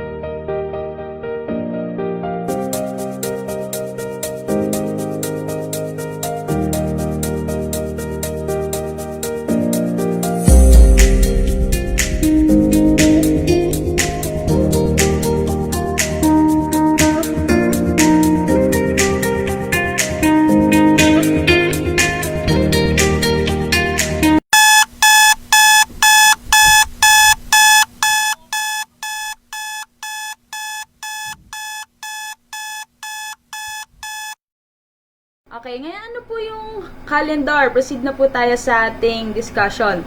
Calendar helps you to stay organized and avoid missing important deadlines dahil lahat po ng mga ilalagay natin na event or mga ilalagay nating mga due dates o mga deadlines sa ating mga quizzes, mga assignment, or sa mga activities. Lahat po ito papasok po sa ating calendar. And yung timeline po natin, yun po yung parang magiging summary ng lahat ng mga event na sinet natin sa ating dashboard. Although this capability po is for editing teachers lamang natin. Dahil ang mga non-editing teachers natin, hindi po sila pwedeng gumawa ng mga schedule o mga due dates sa ating mga activities. Kaya kung sakali po na merong kailangang iset na schedule ang ating mga non-editing teachers, itap lang po natin ng ating mga editing teacher na kasama natin sa ating lokal para sila po yung gumawa ng mga changes na ito para sa ating mga courses. Okay, ngayon, pag nakapasok na po tayo sa ating dashboard, ito po ang ating unang makikita. Ang ating learning plans and recently accessed course. Sa baba po niya yung course overview. At dito po sa bandang kanan, makikita po natin yung ating timeline block. Ngayon, nasaan po yung ating calendar block? Isuscroll po natin pababa. Yan. Dadaanan natin yung private files, yung mga online users, ang latest badges, and then, ayun. Andito po yung ating calendar block sa pinakababa. Sa ilalim po niya ay yung mga upcoming events. Ang upcoming events po ay katulad din siya ng use ng timeline natin. Doon din natin makikita lahat ng mga sinet natin na schedule, mga due dates ng ating mga activities. Ngayon, since ang use nga niya ay para ma-remind tayo sa ating mga nakaschedule dito sa ating mga course, at para hindi natin ma-miss kung sakaling may mga deadlines tayo, pwede po nating i-move yung block ng ating calendar. Una po, ang gagawin po muna natin ay click po muna natin tong customize this page. Dito po siya sa may bandang kanan ng ating dashboard. Okay, click lang po natin. And then, ganito po yung lalabas. Makikita po natin sa bawat block, may lalabas po na ganito. Ang ating move icon, yung pa-cross po siya na line. Tapos, meron po siyang mga arrow sa bawat dulo. At sa katabi naman niya ay yung ating setting button. Ngayon, balik po tayo sa ating calendar sa baba. And move lang natin yung ating calendar block pataas para once na inopen natin yung ating dashboard, makikita natin agad lahat ng mga deadlines natin at mga naka-schedule, yung mga naka-line up nating schedule. Dahil nasa baba pa nga siya, para madali natin siya makita once na nag-login tayo, nag-open tayo sa dashboard, kita natin agad yung ating mga deadlines. Ang gagawin lang po natin, tapat lang po natin yung cursor natin dito sa move button. And then, click lang po natin. Click. And then, hold. Hold lang natin and drag po natin siya pataas. Scroll up, taas, and ilalagay po natin siya dito sa ilalim ng timeline. Okay? Yan. Once na inopen natin yung dashboard natin, makikita na natin siya agad. And isasama po din po natin yung ating upcoming events. Same procedure lang po tayo. Click lang po natin dito po sa may move icon. And then, pagka-click, hold lang po natin and then, drag lang natin po pataas. Habang naka-hold pa dun sa cursor and then, sa baba po tayo ng calendar natin ilalagay. Okay. Ayan na po. So, once na inopen natin yung dashboard natin, kita natin kagad yung mga naka-schedule natin and yung mga naka-line up natin na mga deadlines. For example, parang naliliitan pa din kayo, parang gusto nyo parang mas malaki pa siya. Pwede naman po, dahil yung mga blocks natin ay movable naman po itong mga to. For example, gusto nyo po siyang ilagay dito, kasing laki nitong recently accessed courses natin. Pwede po. Yung kunyari yung calendar, same procedure lang po tayo. Click lang po natin dito sa may move button. click and then hold natin and i-drag lang po natin kung saan natin siya gustong ilagay sa ilalim ng learning plans, taas ng recently accessed course, and then release lang po natin. And then yan, meron na po tayong mas malaking view ng mga naka-schedule natin sa ating calendar. Ngayon, dito naman po sa ating timeline, meron po tayong dalawang sorting buttons dito sa ating timeline. Ang days button at ang sorting button po. Kung gusto po natin na makita lang dito sa ating timeline, yung mga nakaschedule natin for the next 7 days, pwede po nating pindutin dito na ang setting lang natin ay for the next 7 days. Kung ano yung schedule natin o kung gusto natin ay for the next 30 days, next 3 months, or next 6 months. Mas ma-organize po natin yung ating mga naka-schedule na ipapakita ng ating timeline. At meron din naman po tayo dito sa ating sort button. Kung for example, meron po tayong multiple courses na kunyari nagtuturo ka na ng English, nagtuturo ka pa ng science, tapos gusto nyo hindi lang siya sa iisa na parang isang diretso na nakalagay dito sa ating timeline, pwede rin natin siyang isort ng by courses. So, kapag pinindot natin yan, magkakaroon siya ng dalawang block para dun tig-isa, para dun sa dalawang courses na meron tayo. Pero kung gusto naman natin na kung ano yung pinakamalapit na deadline, kunyari yung bukas na, tsaka yung sa mga susunod na araw, yung mga pagkakasunod-sunod, ang pipindutin naman po natin ay sort by dates. Okay. And then, after that, stop customizing this page lang po tayo. And then, doon na po tayo sa wider view ng ating calendar. Pindutin lang po natin itong ating pang-navigation panel para lumabas yung ating navigation panel dito sa bandang kaliwa. Ito pong may 3 linya sa may taas sa bandang kaliwa natin. Click lang po natin and then lalabas po yung mga block. And then click lang po natin yung ating calendar block. Okay? Wait lang po natin. And then, ayan po. Meron po tayo dito 3 block na makikita. Yung month view, kung anong month po tayo ngayon, and the events key, and the monthly view. Pag open po natin itong calendar block, makikita na po natin agad yung lahat ng mga in-schedule natin for that month. For example, ngayon, June, yan, kita po natin lahat ng mga in-schedule na natin. And then dito po sa bandang kanan ng events key, makikita po natin yan, mga site events, category events, course events, group events, and then user events. And kung mapansin din po natin, color-coded po lahat ng events natin. Na kung kayo ay user, that is gray. Kung group naman, yellow. Kung course, orange. Kung category, violet. And kung site event naman, ayan ay green. And sa baba naman po ng ating events key ay ang monthly view block.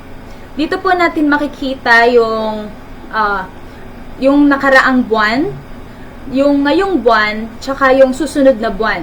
So, 3 buwan yung makikita po natin dito. Makikita natin yung mga overdue na, yung mga tapos na natin na schedule, yung schedule natin for this month, and yung mga schedule natin for the next month. Ngayon, paano po tayo gagawa ng event? Punta lang po tayo dito sa new event button sa may tabi ng events key. And then, click po natin. Pagka-click natin, ito po yung makikita natin, event title, date, and type of event. Pag pinindot po natin itong type of event, meron po tayong 4 na makikita dito. Ang user, group, course, and then site. Pag user event po ang ating ginamit, ito ay mga reminder para lamang sa iyong sarili. For example, meron tayong lesson na ini-schedule for that day and kailangan nating pag-aralan o kaya kunyari meron tayong Zoom meeting ng June 5. So, kailangan natin i-remind yung sarili natin.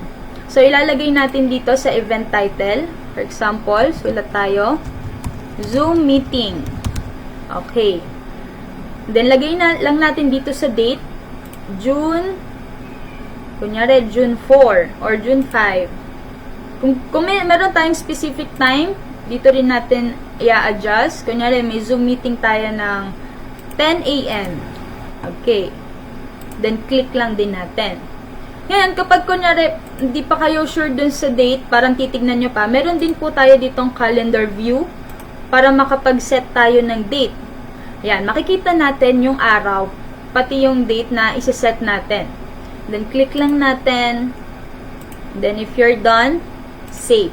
Lahat po ng event na gagawin natin na naka-categorize as user, ay kayo lang po yung makakakita nito. Dahil lahat po ng i-schedule natin o ilalagay natin na deadline dito sa ating calendar ay lalabas din po sa calendar ng mga estudyante na naka-enroll doon sa course na hawak mo. So, kunyari kung may course sila ng pang-English, tapos ikaw yung English teacher, naglagay ka dito sa calendar mo ng schedule for this, na meron silang quiz ng ganitong araw, lalabas po yon sa kanilang calendar. Okay, tapos na tayo sa user. Yan, makikita natin, nag-set na siya ng Zoom meeting ng June 5, Friday. So, since color-coded nga po ang ating mga event, since ang user event ay gray, makikita po natin yung circle sa gilid noong pangalan ng ating sinet na event ay color gray. Ngayon, next naman po na ating gagawin, new event po ulit tayo. And then, dito po tayo sa type of event, group. Ngayon, ito naman pong gagawin yung event ay para dun sa mga groupings na meron tayo. Kung kunyari meron tayong ibibigay na activity sa kanila, sa group na ito, pwede rin po nating iset dito, schedule natin sa ating calendar. For example, activity. Yan, lagay po natin sa ating event title, activity, and kung kailan natin ibibigay yung activity na yon, set lang po natin dito sa date. Okay? Kunyari, Wednesday. Yan, set lang po natin June 3, 8 a.m. Okay. Kasi, for example, hinati natin yung mga estudyante natin sa dalawang grupo, mga fast learners and sa mga average learners. So, magbibigay tayo ng activity dun sa fast learner, kaya pwede nating iset dito. Ang pipiliin lang natin ay type of event, and then click lang po natin yung group.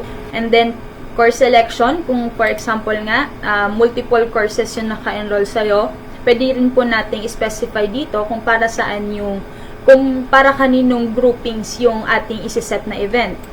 And then, pipili lang tayo ng group. Okay. And then, click lang natin. Then, after that, save lang po natin. Okay, makikita natin, lumabas na siya dito sa ating calendar. Color yellow dahil yun yung color na assign sa ating group events. June 3, activity. Okay, next naman po na gagawin nating event ay para po sa course. For example nga po, meron po tayong multiple courses na naka-enroll sa atin. Teacher ka na ng math, teacher ka pa ng English. Plus, for example, meron kayong quiz para sa English. Pwede rin po natin dito iset. Okay, event title. Lagay lang po natin, quiz. And then, pili lang po tayo ng date. June 9 or June 10. Wednesday. And kung anong oras. Nyari, 10 a.m. ulit. And yan, dahil naka-type of event, pang course na nga po siya. Pipili lang tayo dito sa course natin kung alin. Kung sa math ba, sa English, sa science. Okay. And ilalabas na po siya. And save lang po natin. Okay, lumabas na po siya dito sa Wednesday, June 10, yung quiz. Color orange na po siya since yun yung color na assign sa ating mga course events. Dito naman po sa category events, hindi na po natin to masyadong magagamit dahil yan po ay 4 chapters. Hindi naman po tayo mag-a-assign o mag-schedule para sa ibang chapter. And ito naman pong site events, ito po yung makikita ng lahat ng estudyante regardless kung anong grade sila, kung anong courses yung nandun. Yan po ay pwedeng magamit ng ating mga principal kung for example maglalagay sila ng schedule ng kunwari recognition o kaya ilalagay nila dun sa calendar ng mga bata and the mga teachers na sa araw na ito exam. Okay. Ganun lang po yung gagawin. Usually, principal po or secretary ng principal yung pwedeng gumawa nito. And ang color nga po niya ng ating site events ay color green. Kung makikita po natin dito po sa ating events key, ay nakalagay po ay hide site events, hide category events, hide course events, hide group events, hide user events. Dahil kapag yan po ay clinic natin, for example, in-schedule natin ng advance yung mga activity or yung mga reminder natin para doon sa mga quizzes ng mga bata, pwede po natin muna siyang i-hide. Tapos, pag clinic po natin, for example, dito sa course events, hinide po natin, clinic natin, hide course events. Yan. As we can see, nawala po doon sa calendar lahat ng mga in-schedule natin na pang-course event. Ngayon, pag nawala po yan sa calendar natin, automatically, dun din po sa calendar ng mga bata ay ma-hide din po siya. Dito lang po yan sa events key natin pwedeng ma-activate yung mga pag-hide ng mga events natin. Yung user naman po, user events, no need na para i-hide natin dahil tayo lang naman po mga teachers ang nakakakita ng mga in-schedule natin o mga reminder para sa ating mga sarili. Ngayon, for example, yung Zoom meeting natin na move, hindi na pala siya sa Friday ng June 5. Mamumove siya ng June 11, Thursday next week. Ngayon, kailangan pa ba natin siyang i-open ulit? Yan, i-click natin, tapos i-delete natin, tapos gagawa na naman tayo ng another event. No need na po, teachers. Ang gagawin lang po natin, yan, tatapat lang po natin yung ating cursor and then wait lang po natin lumabas yung ating move button and then click lang po natin ulit siya, hold, and then i-drag po natin sa date kung saan po nalipat yung kung ano mang schedule na yon. Click po natin. Yan. And then, naset na po yung new date para dun sa Zoom meeting natin. Ganon din po para sa mga for example, sa mga group events. For example, hindi na pala June 12 sa Friday yung activity para dun sa specific group na yon. Yan. Itatapat lang po ulit natin. Then, hintayin natin lumabas yung move button. And then, click, hold natin, and then move po natin kung saang date na yung activity na yun para sa mga grupo. And then, ayan, wait lang po natin yung loading. And then, naset na po siya. Hindi na po natin kailangan i-open yung ini-schedule natin na event. I-delete natin. Tapos, gagawa na naman tayo ng panibagong event. Pero sa mga lesson, ay hindi po natin sila pwedeng i-move. Sa lesson lang naman po. Dahil hindi kailangan po natin dun sa mismong lesson babaguhin yung schedule na ating sinet.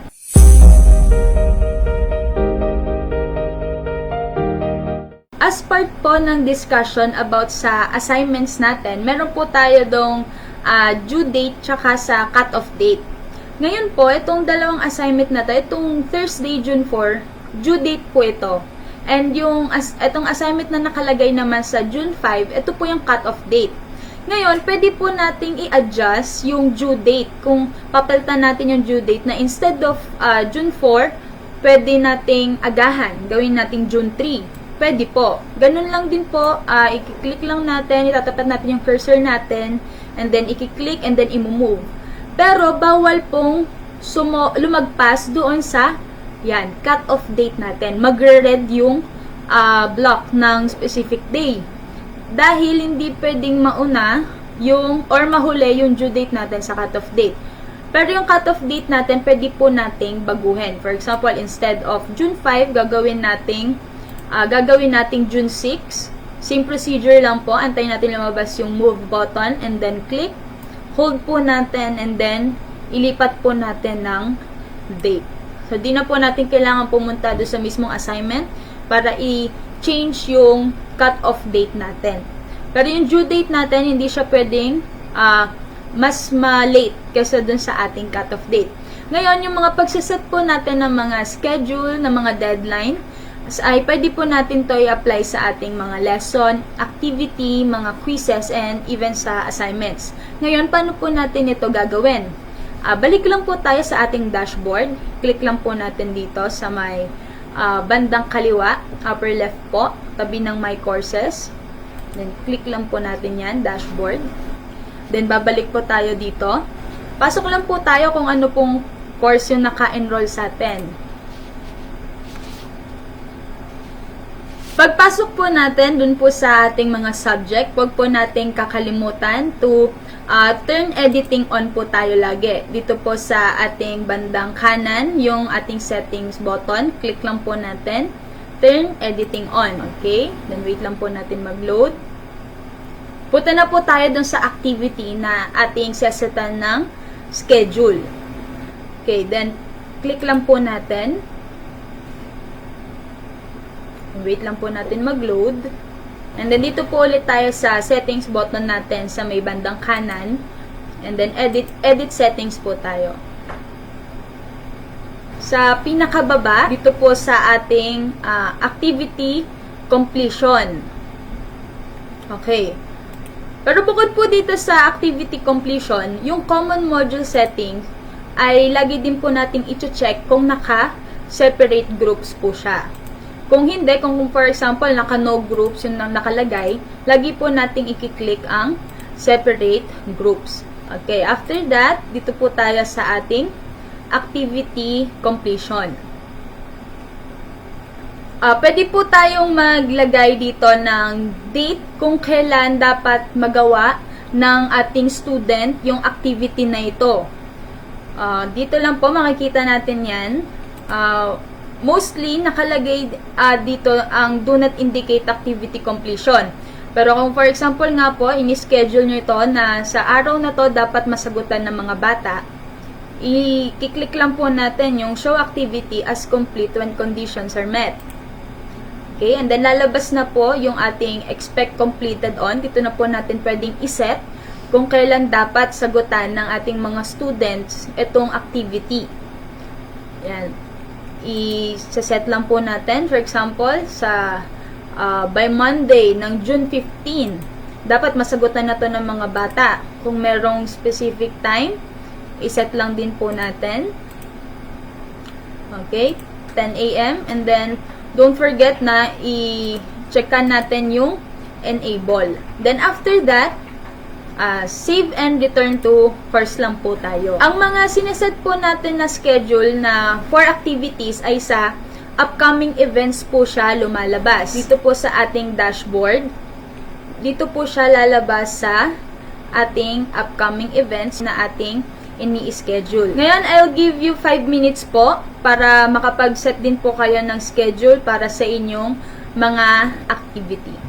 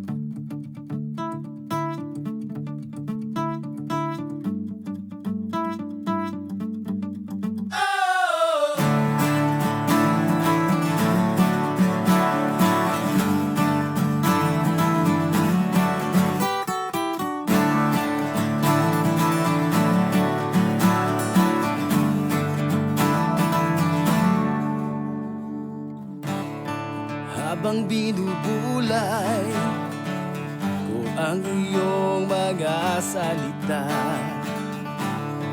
habang minamasdan ko mga gawa mong kahanga-hanga, ganda ng araw sa umaga at Sa gabi may ningning ng mga tala. Lahat ng to'y iyong ginawa. Lahat ng to'y iyong nilikhang parang ulan na di tumitigil. Tulad ko rin na di pa pipigil. Ito ay dahil nalaman kong masayang maglingkod sa iyo, Panginoon. Masayang maglingkod sa iyo, Panginoon. Di ko maisip, di ko mabilang ang iyong pag-ibig, oh Jesus.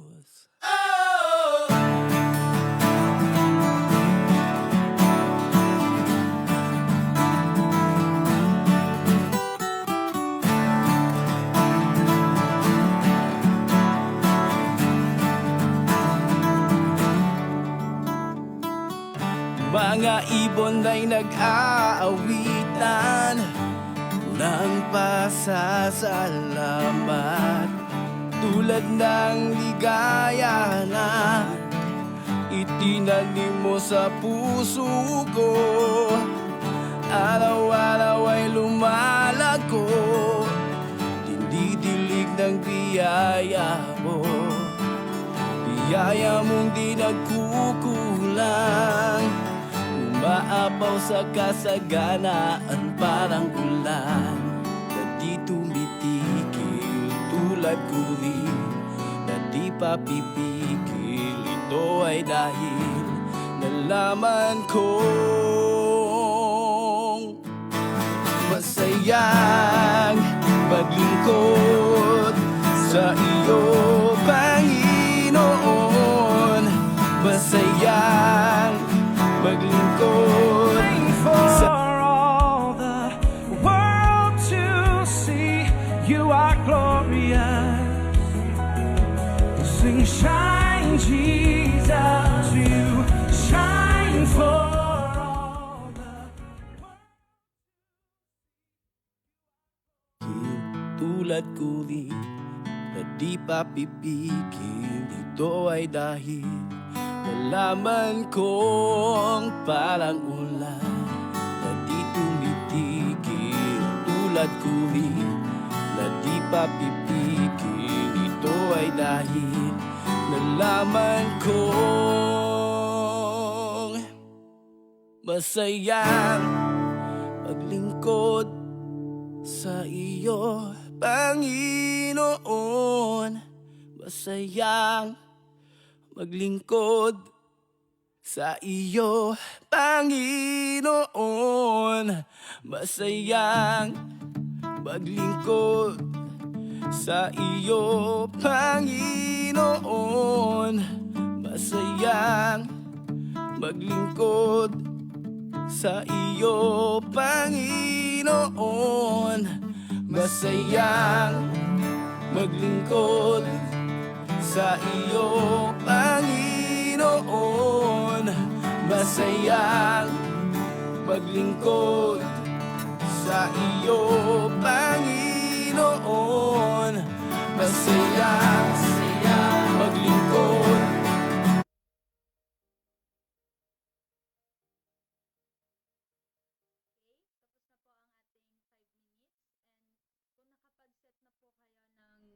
Schedule para sa ating activity,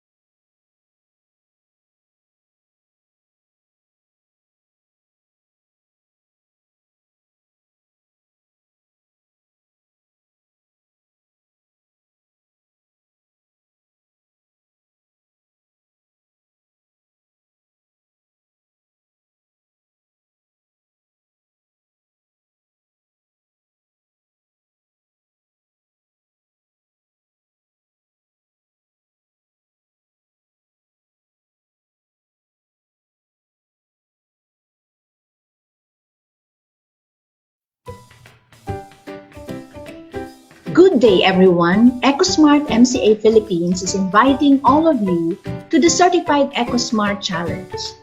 To join, register on this link. Make a creative arts and craft project using plastic bottles and other plastic materials such as disposable plastic spoons and forks, candy, biscuit, milk, and coffee wrappers, plastic cups, etc. Send us 2 photos on this link showing one picture holding the project with your name and chapter, and another one solo picture of the project with title. Here are the examples. For e-certificate, subscribe, like, and share the EcoSmart MCA Philippines on YouTube. Best 10 projects will be announced on June 30, 2020 after the open forum. Thank you and God bless.